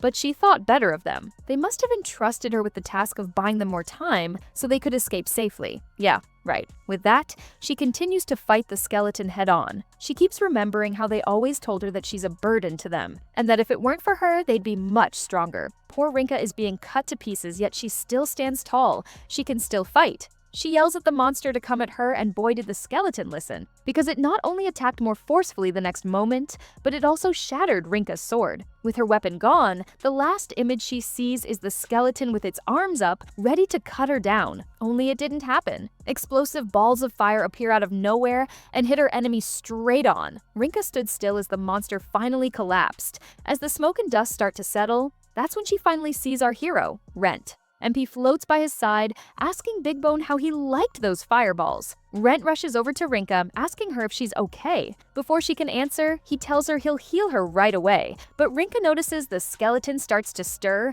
She quickly warns him to watch out, with Rent turning in its direction to see if it's still alive. And she's right. The monster is already on its feet and attacks Rent. He blocks it with his dagger, but because it has multiple arms, it's proven hard to defend against it. Rent can barely stand his ground, but he already knows it won't be easy to take it down. Well, it's about time he defeats it with the finishing blow. He uses his fireball again, hitting it in the head when he notices something glowing near its pelvis. Is that the monster's weak spot? Rent uses acceleration to propel himself forward, ready to thrust his dagger to stab that spot. Only he didn't reach it in time because the skeleton punched him. He's sent flying and crashes into a nearby wall. MP asks if he's okay as the monster dashes straight to him. Rent holds his piggy bank up, saying he has found the monster's weakness and will finish him with this final blow. He activates monoflow control, with multiple energy wads gathering into a ball. Before the skeleton can reach him, Rent unleashes his final attack, Fireball X20. Rinka watches from the back, wide-eyed, as a huge explosion envelops the monster, obliterating it. Meanwhile, somewhere else in the city, the whole town is astir because, apparently, the meteor shower party has arrived in Melva. They're an A-rank party, which makes them pretty popular. Some of the other adventurers even hope to catch just a glimpse of them. Well, they really are like a celebrity because here, we have Meteor Shower member Roger signing autographs for his fans. Another fan approaches him, asking if he could sign the back of his shirt. Roger finds that odd, but he still signs the fanboy's shirt. The latter even says he'll use it as a good luck charm for adventuring. Suddenly, someone calls out Roger. It's a small stout woman, another Meteor Shower member named Comet. She's munching on a piece of meat, telling Roger that if he won't eat his food, then she'll take it now. If it gets cold, it'll taste bad. Their other member, Namilia, sits comfortably, amused to see Roger with his fans. This time, their other party member, Jean, boasts to everyone that they will totally conquer the Grand Labyrinth. With that said, he asks the other adventurers he was drinking with if they will bet on Meteor Shower's success or failure. Naturally, the rest of the guys voted for their success. Jean laughs harder because if all of them are betting on the party's success, then that wouldn't be a bet, would it? They also have another party member named Foga, who's quietly sipping his tea on one side. Suddenly, the door to the tavern bursts open. Rinka's three party mates look distressed as they report an unusual entity has appeared in the Grand Labyrinth. They claim that a giant skeleton with 4 arms has appeared on the 3rd floor. Roger's expression changed, his eyes narrowing. A 4-limbed skeleton, huh? A guild representative comes running to the trio, asking if they're okay, and asking them where the exact location of the encounter is, so they can send a subjugation squad. The swordsman tells her that they're not okay, clenching his fist as he tells them that their companion Rinka sacrificed herself to act as bait, thus allowing them to escape to safety. She what? The swordsman continues that at this very moment, they think she's probably dead. The guild lady instructs the concierge to confirm Rinka's survival, while her party members look forlorn at their already presumed dead attacker. They're already talking about her in the past tense, saying she was a truly amazing person. Everybody else held their breath as they awaited the results of her status check. That's when the concierge shares with them the good news. Miss Rinka is still alive! The guild representative beams at this wonderful news, while the rest of the adventurers suggest they head out and rescue her at once. Unlike everybody else in the tavern, the 3 adventurers exchanged looks, their eyes fearful and worried. didn't they manage to lock her up in their real good? Even the guild representative was weirded out. Roger stands from his seat and announces that their party will retrieve Rinka while taking down that exception. The guild representative asks if they're sure, and they couldn't be more excited. Roger says it's been a while since they entered the Grand Labyrinth, so this will be a good warm-up for them. Ho ho! The tavern becomes even more hyped because the prestigious meteor shower will go and retrieve her by themselves. If there's anyone not happy with these, it's obviously the trio who start to look nervous and pale. Suddenly, a voice drowns out everyone else, as he tells them there's no need for them to go save Rinka. It's our boy Rent. What's more, he says he has already taken down the monster. Right next to him is Rinka, making her party members cower in fear as if they've seen a ghost. Rent tells them that he's the one who defeated the quadrupled skeleton and shows them proof of his win. Even the 3 members of Rinka's party couldn't believe it. The skeleton's magic stone. But oh, Roger's face lit up in recognition of our hero. Wait, isn't that Rent? Our boy greets Roger respectfully, while the latter approaches them and asks who the girl beside him is. Rinka introduces herself and tells everyone that Rent saved her. The whole place erupts in cheers, amazed at Rent's recent feat. They have no idea who this kid is, but he's amazing. Contrary to them, Rinka's party members don't even know how to react. Wait a minute, the swordsman remembers Rent? He's the kid who passed them by back then. Jean couldn't believe the apprehensive tone of this guy. The least he could do is thank Rent for saving their party member, but Rent says there's no need because they used Rinka as bait and left her for dead. What did you say? The air in the place suddenly changed. All of the adventurers looked at the trio differently when they heard Rent say these guys abandoned her.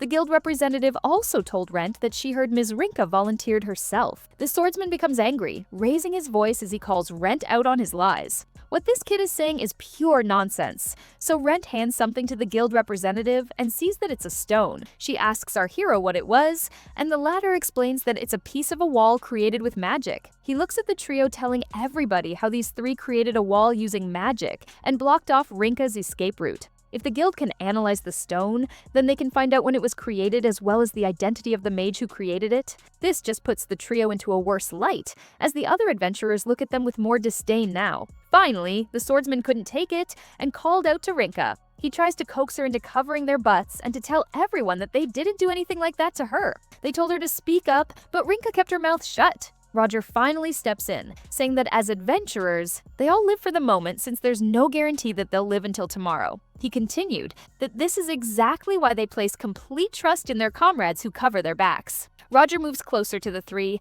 drawing his sword, then proceeds to unsheath it, swinging it barely a centimeter away from the swordsman's neck. He says those who betray their comrades don't deserve to live, glaring at the latter as he said so. The swordsman is almost crying out of fear, especially since Roger's blade has already come in contact with his neck, with blood dripping on the blade. Just then, somebody put their hand on Roger's shoulder. It was Foga. The latter only gave Roger a look before Roger reluctantly sheathed his sword. Fine, he understands now. Okay, well, that shut them up. The guild representative asks the 3 if they have any justification. Meanwhile, Roger suggests they go on a little hunt to clear the air, but before they leave, he calls out to Rinka and tells him to keep his schedule free the night after tomorrow. No explanation whatsoever, and he just told our boy he'll see him then. Nemilia, Jean, and Comet pass by our hero, happy to see him, and even prouder that he took down the monster and saved the girl. Foga was the last to pass by, apologizing on behalf of his members. But it's no problem with Rent. Even MP likes their rowdy bunch, and with that,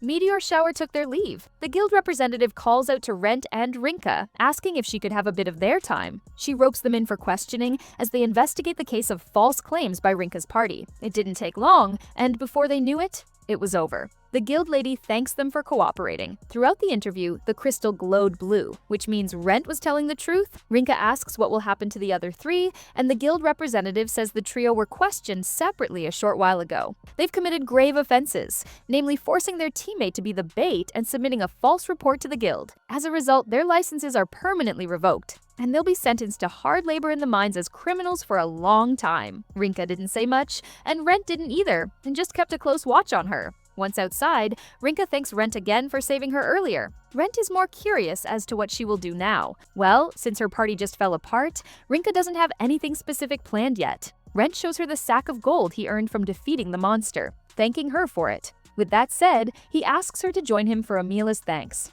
but Rinka doesn't want to trouble him any more than she did. That's when Rent revealed that he was also abandoned by her comrades until recently. Now that is something she didn't expect, least of all from a guy like Rent. So, if she's willing to listen to him for a bit, then Rent is more than happy to listen to her complaints too. The two of them settle at a nearby restaurant where Rinka shares that she has also been abandoned, and today was the 7th time. Holy, did she just say 7? Rent couldn't believe his ears. She takes her parchment out, adding that out of all those times, this recent abandonment broke her heart the most. But with disdain, she adds that it's because her gift doesn't let her run away from the battlefield. Rent checks her parchment and sees that her gift is the Path of Asura. But what's more surprising is the skill level. It's a triple S skill. Rent's voice increases an octave higher, seeing that hers is a unique skill. For Rinka, though, it's not. It's just an empty title. Even though she's pretty weak, her skill forces her to fight. You see, the Path of Asura is a Buddhist term that refers to the path of warriors,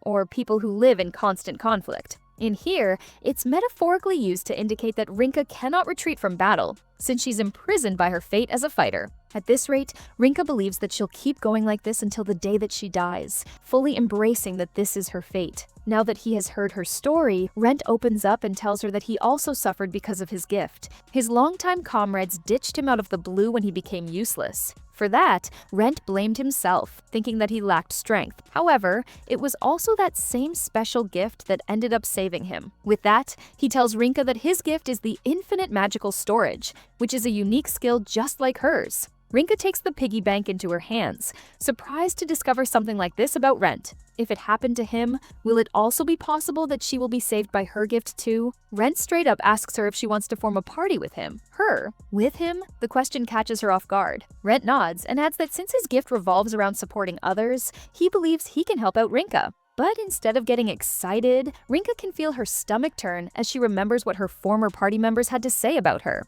Everything came flooding back in her mind, them saying how she's useless or that she should quit being an adventurer. They even made fun of her unique skill. Lastly, there's what the trio told her earlier today, that if she weren't with them, they'd be way stronger by now. In a quiet voice, Rinka apologizes and turns down Rent's offer. She believes that if she joins him, then she'd only be a burden to Rent. From now on, she'll go solo on adventures. Just then, MP pops out and appears grinning in front of Rinka. The latter shrieks at MP's sudden appearance, but the little fairy remains unfazed. She even welcomes MP, already claiming her as a member of their party, before introducing herself as the gift fairy assigned to Rent. Speaking of Rent, the poor guy was so shocked at Rinka's scream that he stood motionless at the back. Now that her initial horror is gone, Rinka stares at MP because it's her first time seeing a gift fairy. MP, on the other hand, apologizes for scaring her like that. Normally, she's only visible to the gift holder, Rent, but because her master has leveled up for quite a bit now,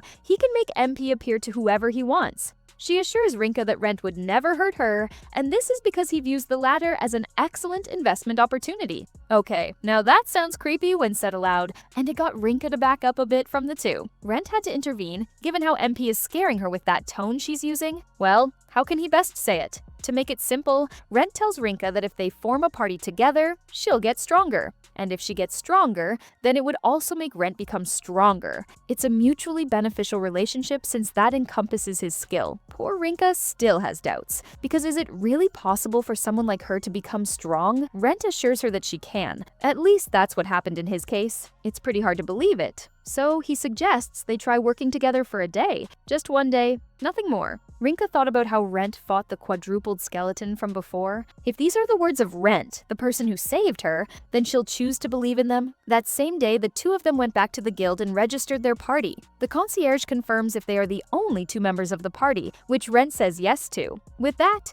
she asks them what their party name would be. The two of them exchange looks before they answered. Double deviation. Somewhere in a potion shop in the city, a merchant sells 20 vials of magical energy recovery potion to a single customer. This customer is none other than Misa, who puts it all in a sack and hauls it over her shoulder. Before she could leave, the merchant tried to warn her that the effect of the potion is like borrowing from her lifespan. He's a bit worried, saying that if she uses it too much, then she'll be in trouble one day. Misa turns to the merchant, asking if he's lecturing her, a regular, about her purchases. It's not like she wants to use all of these willingly. With that, she turns her back on him with a huff, while the older guy can only thank Misa for her purchase. At the city square, a carriage bound for Melva waits. Inside the carriage are regular citizens, and some of them are ogling at the group seated at the back of the carriage. Isn't that the two-headed silver wolf party? The other passengers were talking about their party since they're a pretty well-known B-rank group. With them in this carriage, they feel a lot safer. Just then, Kai and the two others walk over to the two-headed silver wolf's party,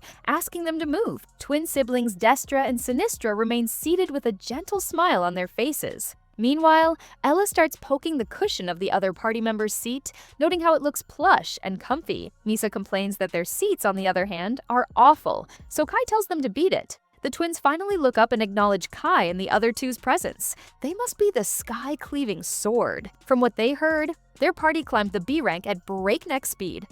And Kai also knows the other party as the two-headed silver wolf, a trash group that's stuck in B rank forever. That struck a nerve in one of the party members, Rory, who immediately stood up at what he had just heard. But Kai meant what he said and relishes in the fact that he struck a nerve. Rory only warns him not to underestimate their group. Destra and Sinistra stand at the same time, urging their party members to give their seats to them. The other member tried to protest, but the twins were already walking away, saying they'll be counting on the members of the Sky Cleaving Sword. Misa shoos them away while Kai cannot not leave an insult. With that, the carriage made its way to Melva. At the back, Kai and the others are fully enjoying themselves. Heck, Misa even brought alcohol with them. Seeing their rowdy group, Sarika, another member of the two-headed silver wolf, glares at the trio from her seat. She asks their leader if they really did the right thing by giving up their seats for the likes of them. Destra explains that the carriage they're on is a special express carriage. It differs from the normal one because it reaches the destination at twice the speed of a normal carriage. This is because the express carriage takes a dangerous shortcut that no other carriage uses. Furthermore, those sitting at the back of the carriage are implicitly taking on the role of protectors of the passengers. Destra states that the sky-cleaving sword willingly took that role, with his twin adding that she respects that noble gesture. No.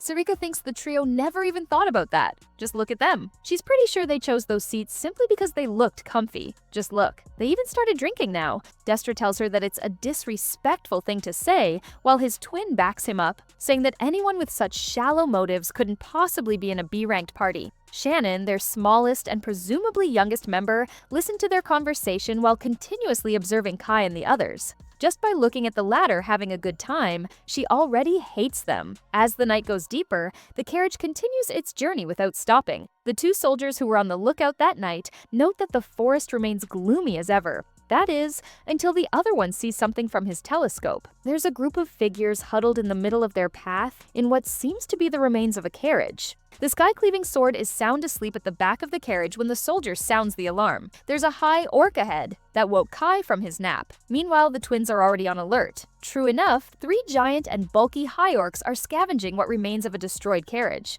One of them is even holding a decapitated body. Oh no, the soldiers who went down confirm that the transport carriage is destroyed. The other shouts that there are 3 high orcs and asks for reinforcements. The two-headed silver wolf sat up from their seats, eager to assist since it's their job. Rory, seeing how Kai and the others are still half asleep at the back, scolds them for being so out of it. Kai rubs his eyes, still groggy and echoing what Rory said. Destra offers to take care of it, and Sinistra urges Kai to give the orders. They got off the carriage with the sky-cleaving sword at the front. Since their enemies are high orcs, this should be an easy win for a B-ranked party like them. Kai assigns the right flank to the two-headed silver wolf, while they'll take the left flank and the guards are tasked to hold the center. Since the area ahead is a dense forest, Kai suggests they wrap it up quickly before other monsters appear. Destra confirms the orders and gets his team in position. As usual, they'll finish clean at maximum speed. Sarika uses her magic and gives them an acceleration boost. Rory faces one of the high orcs head-on, and as it was about to swing its club, a chain suddenly envelops the monster's body. Rory used his double bind to trap the monster,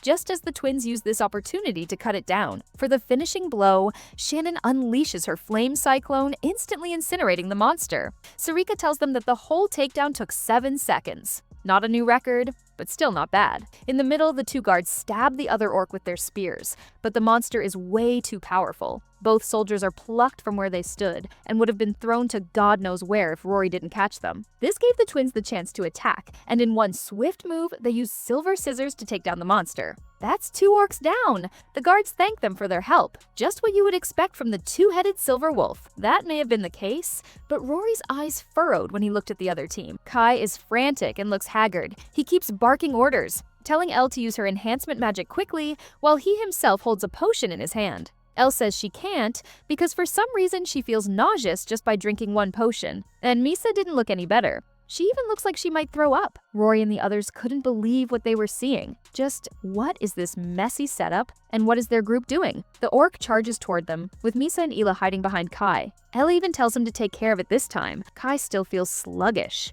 He curses in his mind, because in surprise battles like this, there's not enough time to restore energy with potions. And it also didn't help that they just woke up. In the end, he ditches the potion, thinking he could take the monster on. He doesn't need any skills to defeat this thing. Club and sword clash in midair, but what Kai didn't expect was that the orc would use its own body to attack him. Misa and Ela, who were standing nearby, didn't have time to react because Kai fell on top of them. This time, Misa sounds desperate, scolding a roughed-up Kai. Just what the hell is he doing? They've beaten high orcs many times before. An injured Kai gets up, telling her to shut up. Of course he knows that. Kai continues to slug it out with the orc, obviously struggling against fighting the monster and taking a lot of beating. In his mind, if he could only use his skills, if only he just had some magic energy. As he got thrown off, the twins quickly came to his rescue and cut down the enemy's head in one swing. They had already sheathed their swords before the orc's body fell, as finally they announced that the battle was over. Sinistra tells the soldiers to raise the alert level. Everybody in the carriage cheers,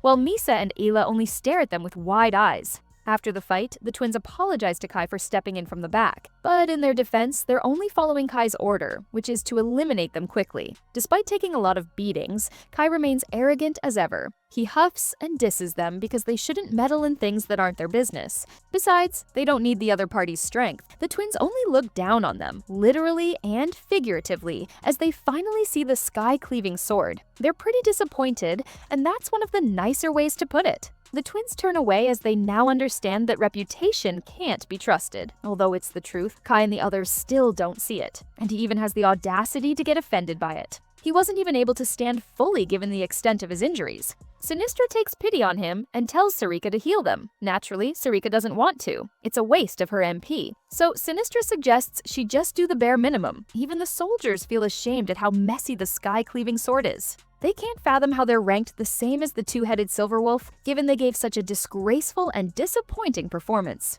Rory observes quietly from his spot, but judging from what went down tonight, it looks like the rumors are true. As Sarika heals the three, Rory shares that he heard rumors that the sky-cleaving sword members can't use their skills due to some curse. That may be the case, but the other guard points out that if the sky-cleaving sword truly belongs in the B rank, then shouldn't they be able to fight even without those skills? Sarika finishes healing them and orders them to move it since they need to leave before the other monsters appear. This time, the trio doesn't clap back and obeys wordlessly. The carriage resumes its journey, but this time, the two-headed Silverwolf is seated at their original seats at the back. The group enjoys conversing with the other passengers, while Kai and the others are seated on the side. They keep their heads down, but even they can hear the stifled laughter and whispering from the other passengers. Kai can only glare at them, muttering that if it weren't for the curse, then they could have won easily. Misa agrees. This time, she's the fuming one, as she blames it all on that idiot. The three of them grit their teeth, channeling a new and intense hatred for Rent.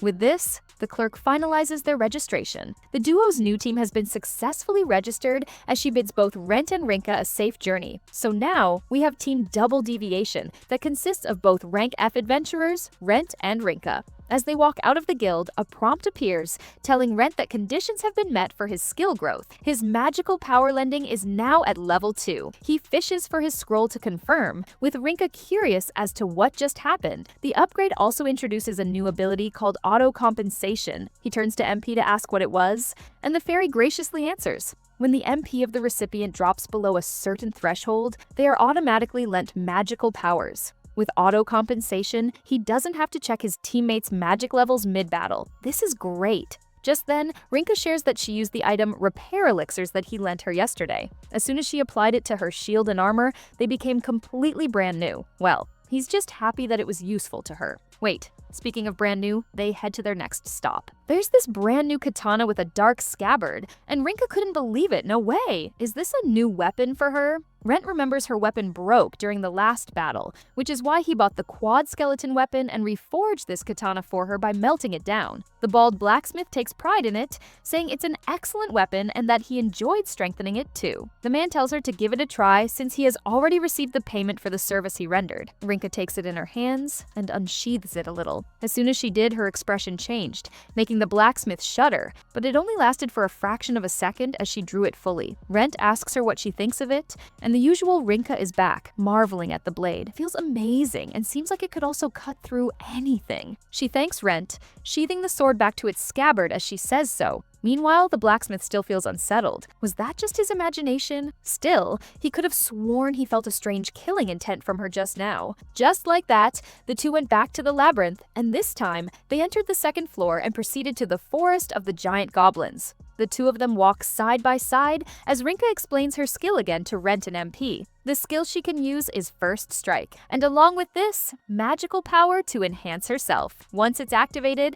it only ends when her MP runs out, or if the enemy in front of her has taken out. Upon activation, it consumes 7 MP, and then it adds another MP for the succeeding 10 seconds. But here's where the problem lies. Rinka's max MP is only 10. This means that she can't sustain her ability for more than 40 seconds. To this, MP points out that as long as her MP doesn't run out, Rinka's enhancement won't break, right? For sure, her enhancement won't break this time because of Rent's magical power lending. And now, he also has the newly acquired auto-compensation. Rinka is worried, asking him if something like this exists. Just as a goblin from the tree spotted them, the sound of a trumpet broke the silence that enveloped the forest. The two look around and see the goblin on the tree blowing a trumpet. He's alerted their base. MP says the sentry's already spotted them. That's not good, is it? Rather than be worried, Rent is excited. It's about time they get to try magical power lending. Rinka's horrified, but he tells her not to worry. She should trust him. No, Rinka should trust herself. He said it with such confidence that Rinka also started believing in herself too.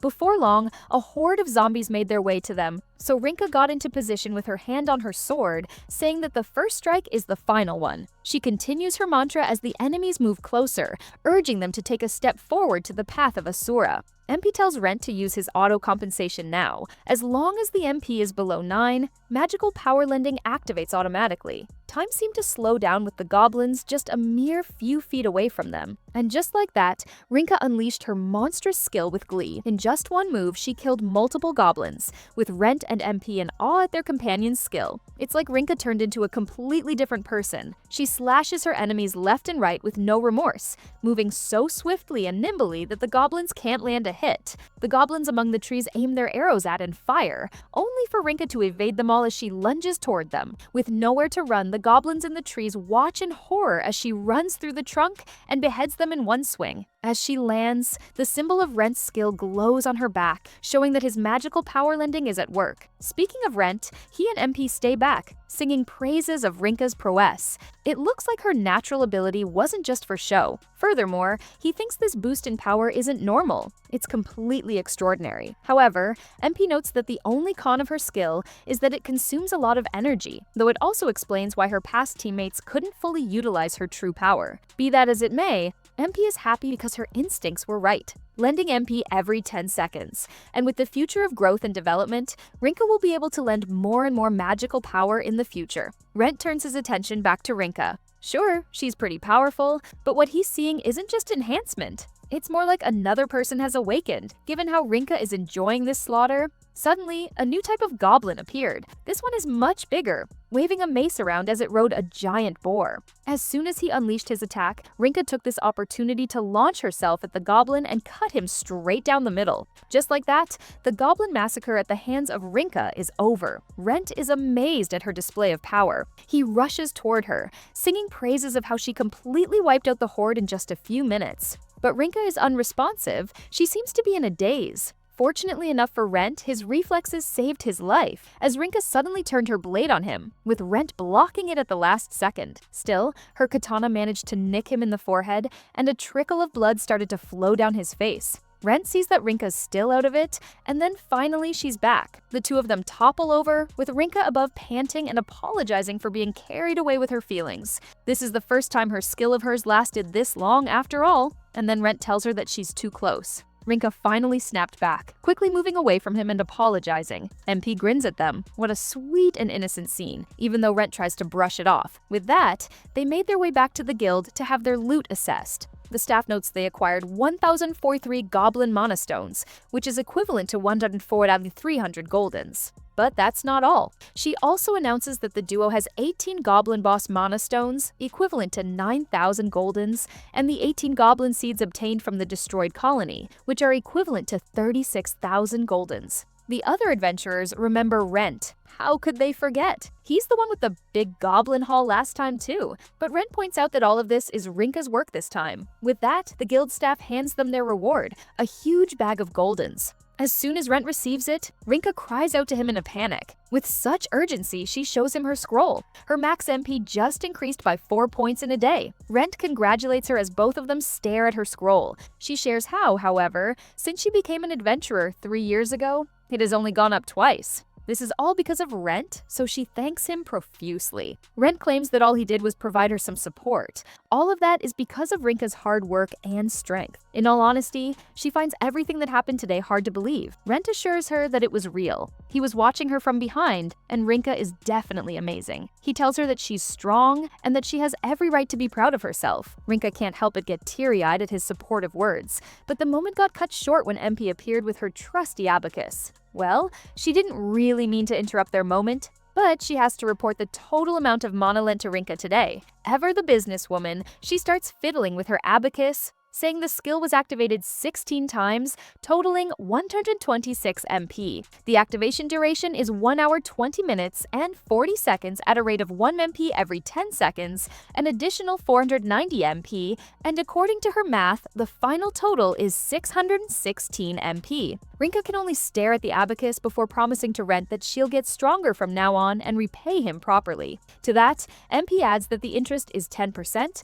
but there's no due date. So at least there's a silver lining. Rent looks at them, and it makes him wonder when the last time he ever got thanked for his power was. He remembers his ex-teammates back then scrubs them from his mind. This time, he won't fail anymore because this time, he and Rinka will become strong together. MP calls him, saying that since they have a team now, they should go out and celebrate by eating something delicious. Well, he won't say no to that, so he asks Rinka what she wants to eat. The latter happily answers meat, and who could say no to meat? At the soaring Dragon Mountain range, the 8th layer of the Melva Grand Labyrinth, a dead wyvern lies sprawled on the ground. A lone figure can be seen on the side of the monster's carcass, and it stabs at the creature's scale. It's Jian! He's complaining about the wyvern's tough scales. Even the mere act of pulling one off is pretty troublesome. Foga appears on his side, saying they need at least 30 scales for their quest, making Jean whine. This is way too much work. The two continue to work on removing the scales, with Jean pointing out that gathering materials is much harder than fighting the wyvern itself. But more important than that,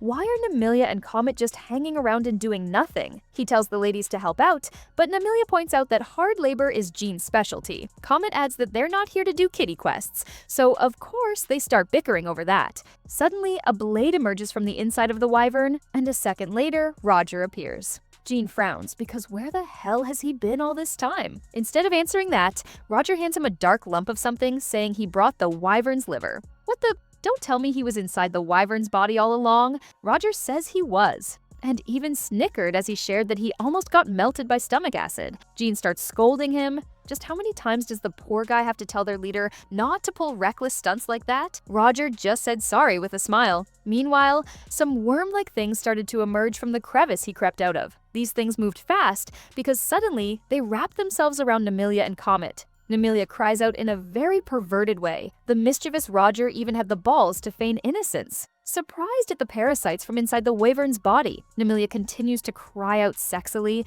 so Jean has to tell her to stop that. Despite the ruckus, Foga continues to chip away at the wyvern's scale. It's just another day at the meteor shower party. Back at the city center, Rinka's voice rose an octave higher because she couldn't believe her ears. A meal with the meteor shower party? Yep. Rent says Roger invited him last time, so he thought that, given this rare chance, maybe Rinka would want to come along too. Of course, It's a no. She furiously waves her hands and head, saying she's just a mere weak Frank adventurer. She doesn't deserve to sit at the same table as them. Well, she doesn't have to be that humble. But wait a minute, this is the first time she's heard that Rent knows the famous meteor shower party. He explains that back when he was still part of the sky-cleaving sword party and their group was finally gaining traction, they crossed paths with the meteor shower party a couple of times and even shared drinks. So that explains why Rent knows the esteemed party. Rinka tells him to have a good time as they go their separate ways. Later that night at the bar, Rent was the first to arrive. He's seated at the table, thinking that it's been a while since he shared a drink with Roger. Still, he's a little excited, but at the same time nervous. Just then, he hears a sultry voice whisper to his ear, apologizing for being late. It's Miss Namilia. We say she's dressed more boldly tonight? Rent's eyes widen because didn't they just get back from an adventure quest? Never mind that. Namilia says she put in a little more effort and dressed up tonight since she'll be drinking with Rent. So what does he think? Does Rent like her outfit? Rent has trouble looking everywhere else because how can he when her rack is on his face? Namilia grabs his face with both hands, telling him to look at her properly. His face is red, but he's still cute in Namilia's eyes. That's when Roger appears with a cross chop, pushing Namilia, which ended up with Rent shoving his face on her chest. Our hero is in quite the predicament, a good problem for some, we believe, but Roger's attention is on Namilia. What's up with that weird outfit? Why did she change her outfit? Namilia is offended at what her party leader just said. Dare he call this elegant outfit ridiculous? She turns to Rent for help, telling him he should say something to Roger. But how could he when his face is shoved on her face? It's all good banter because the next moment, the three of them are already holding a drink and having a toast. The three of them drank their fill, with both Roger and Namilia downing the whole drink. After that, they called the waiter for another drink, with Rent staring at them. Roger turns to him, asking if he's not drinking, but our protagonist quickly tells them he's fine. In his mind, he's well aware that if he tries to keep up with these two, he'll surely collapse. Roger suddenly turns serious, saying he's heard the rumors surrounding the sky-cleaving sword. Even Roger's party is aware that our protagonist was kicked out of that party. Rent couldn't look at him, while the older man felt sorry for our hero. It was a disaster, wasn't it? Rent lowers his head, so Roger just tells him to drink and forget about all the bad stuff tonight and just leave it behind. Rent still didn't raise his head. If anything, he feels even more apologetic for putting a damper on this party. Still, even Namilia is pissed at Rent's previous party. It's a pretty horrible story to kick someone who has been with them for 5 years. Roger calls them idiots, and as far as she knows, he hasn't heard anything good about them lately. He believes that kicking Rent out of their party was the start of their downfall, and he couldn't be more right about that. If he remembers correctly,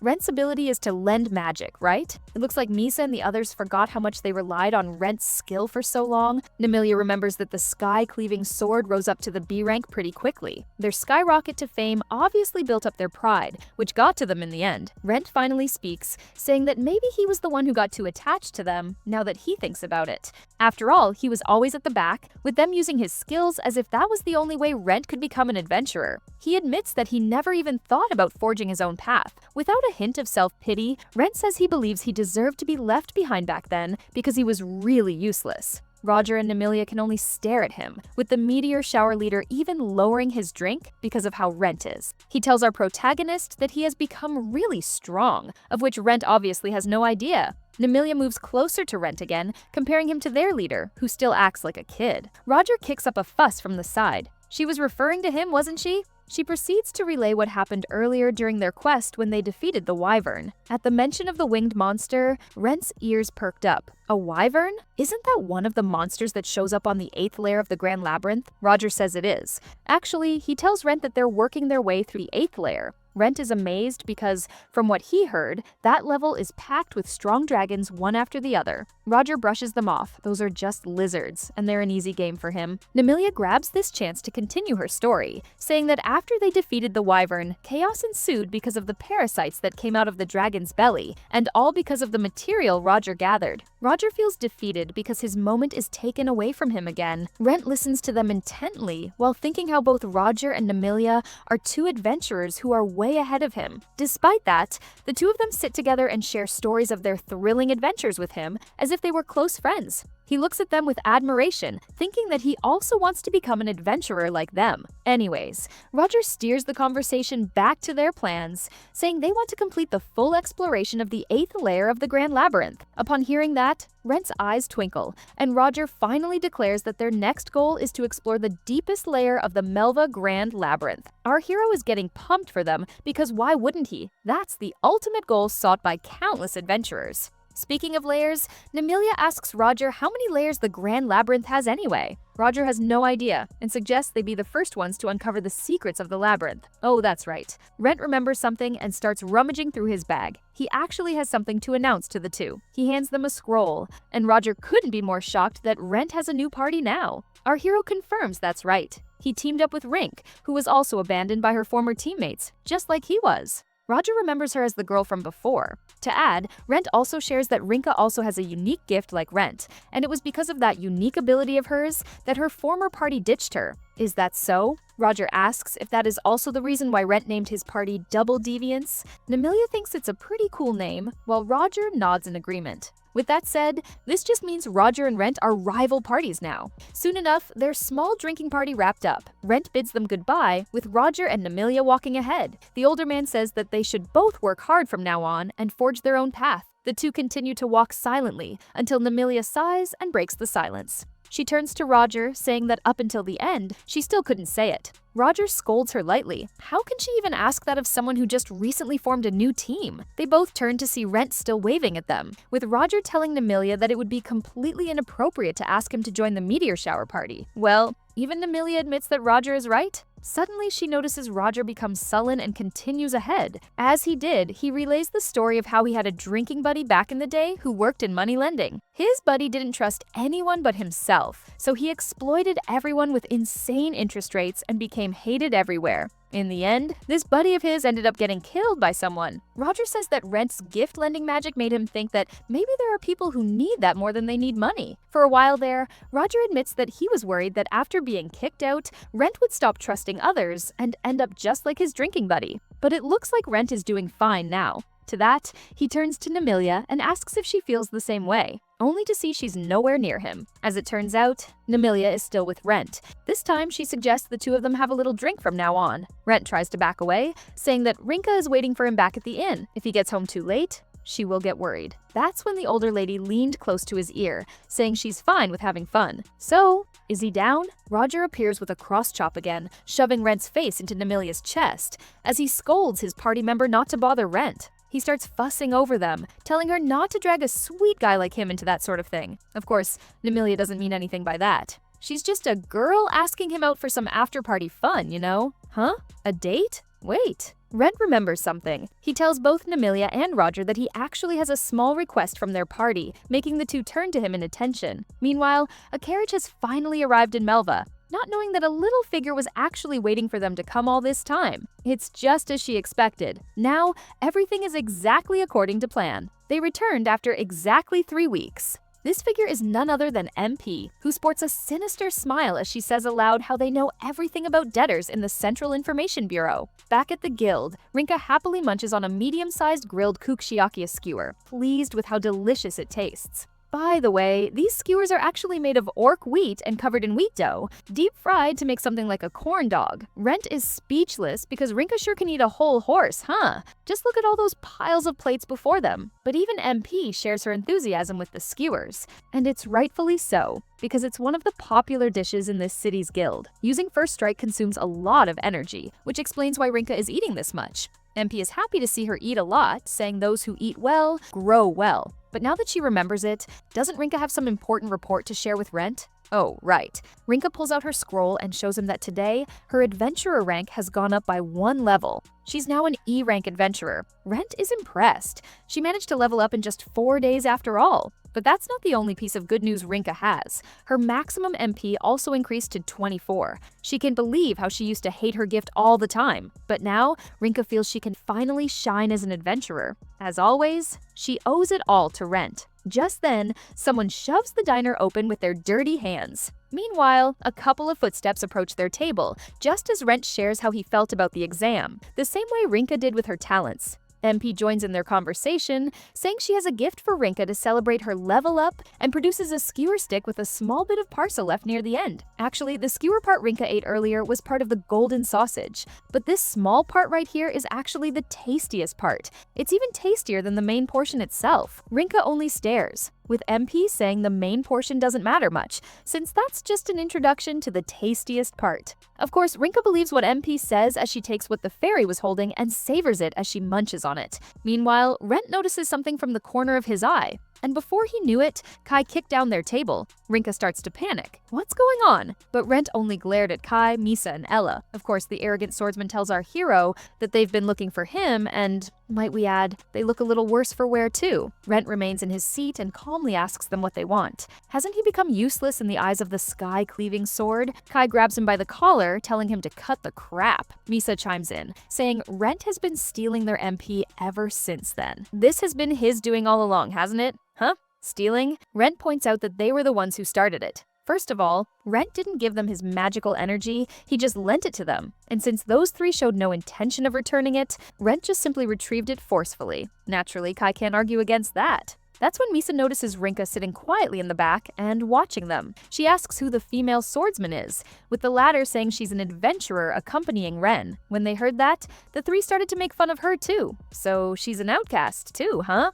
Elle even chimes in, what a joke. Are they acting like a real team or something? To this, Rinka jumps in support of Rent, saying he's not an outcast. Misa doesn't like Rinka's tone at all, and among other things, she hates the look in the female swordsman's eyes. She grabs Rinka by her cheeks, pretty pissed off at the look in the latter's eyes. This time, Rent gets up from his seat, telling them to back off. Oh, this is exactly what Kai wanted. He grabbed his sword, asking Rent if he wanted to fight, and then a wild Roger appears. He puts his hand on both Kai and Rent's shoulders, telling them that if they're going to fight, then they should do it outside. Kai and Misa were dumbfounded. Isn't he the Roger? But the man in question was already kneeling, feeling bad for all the wasted food when Kai kicked the table earlier. That's when Kai immediately turns to Roger, saying, this idiot Rent is using weird magic to harass them. Roger side-eyes him. Weird magic. So Misa and Elle are quick to jump into the conversation, saying Rent is stealing their MP, and he's doing it out of revenge because they kicked him off the team.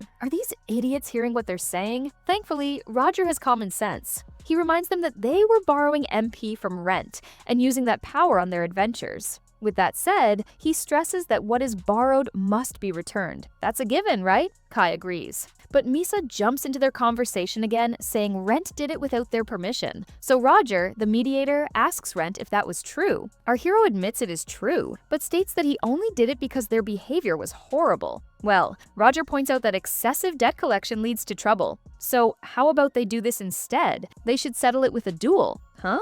A duel? Roger even offers to act as their judge for this duel since he's free. Rinka turns to Rent, asking what a duel is. He explains that it's a combat ritual where both sides agree to conditions and fight under an oath. Kai is already smiling because he really thought he won with this. Rent heard the man, right? It's a duel. If he wins, Rent will cancel all the magic debt they owe. Rent readily accepts the challenge and even tells Kai that they can attack him 3-on-1. He doesn't mind. They were so caught up with themselves that they failed to notice Roger secretly wink at Rent. So this is actually what happened last night. Remember how Rent asked Amelia and Roger for a favor? Our hero explicitly asked Roger to act as a judge in a duel, and his opponents will be the sky-cleaving sword. Roger asks if he will be facing them alone, and Rent says he is. Our hero details that tomorrow, Kai and the others will arrive in Melva at dawn. They'll come looking for Rent to cause trouble, something he already expects.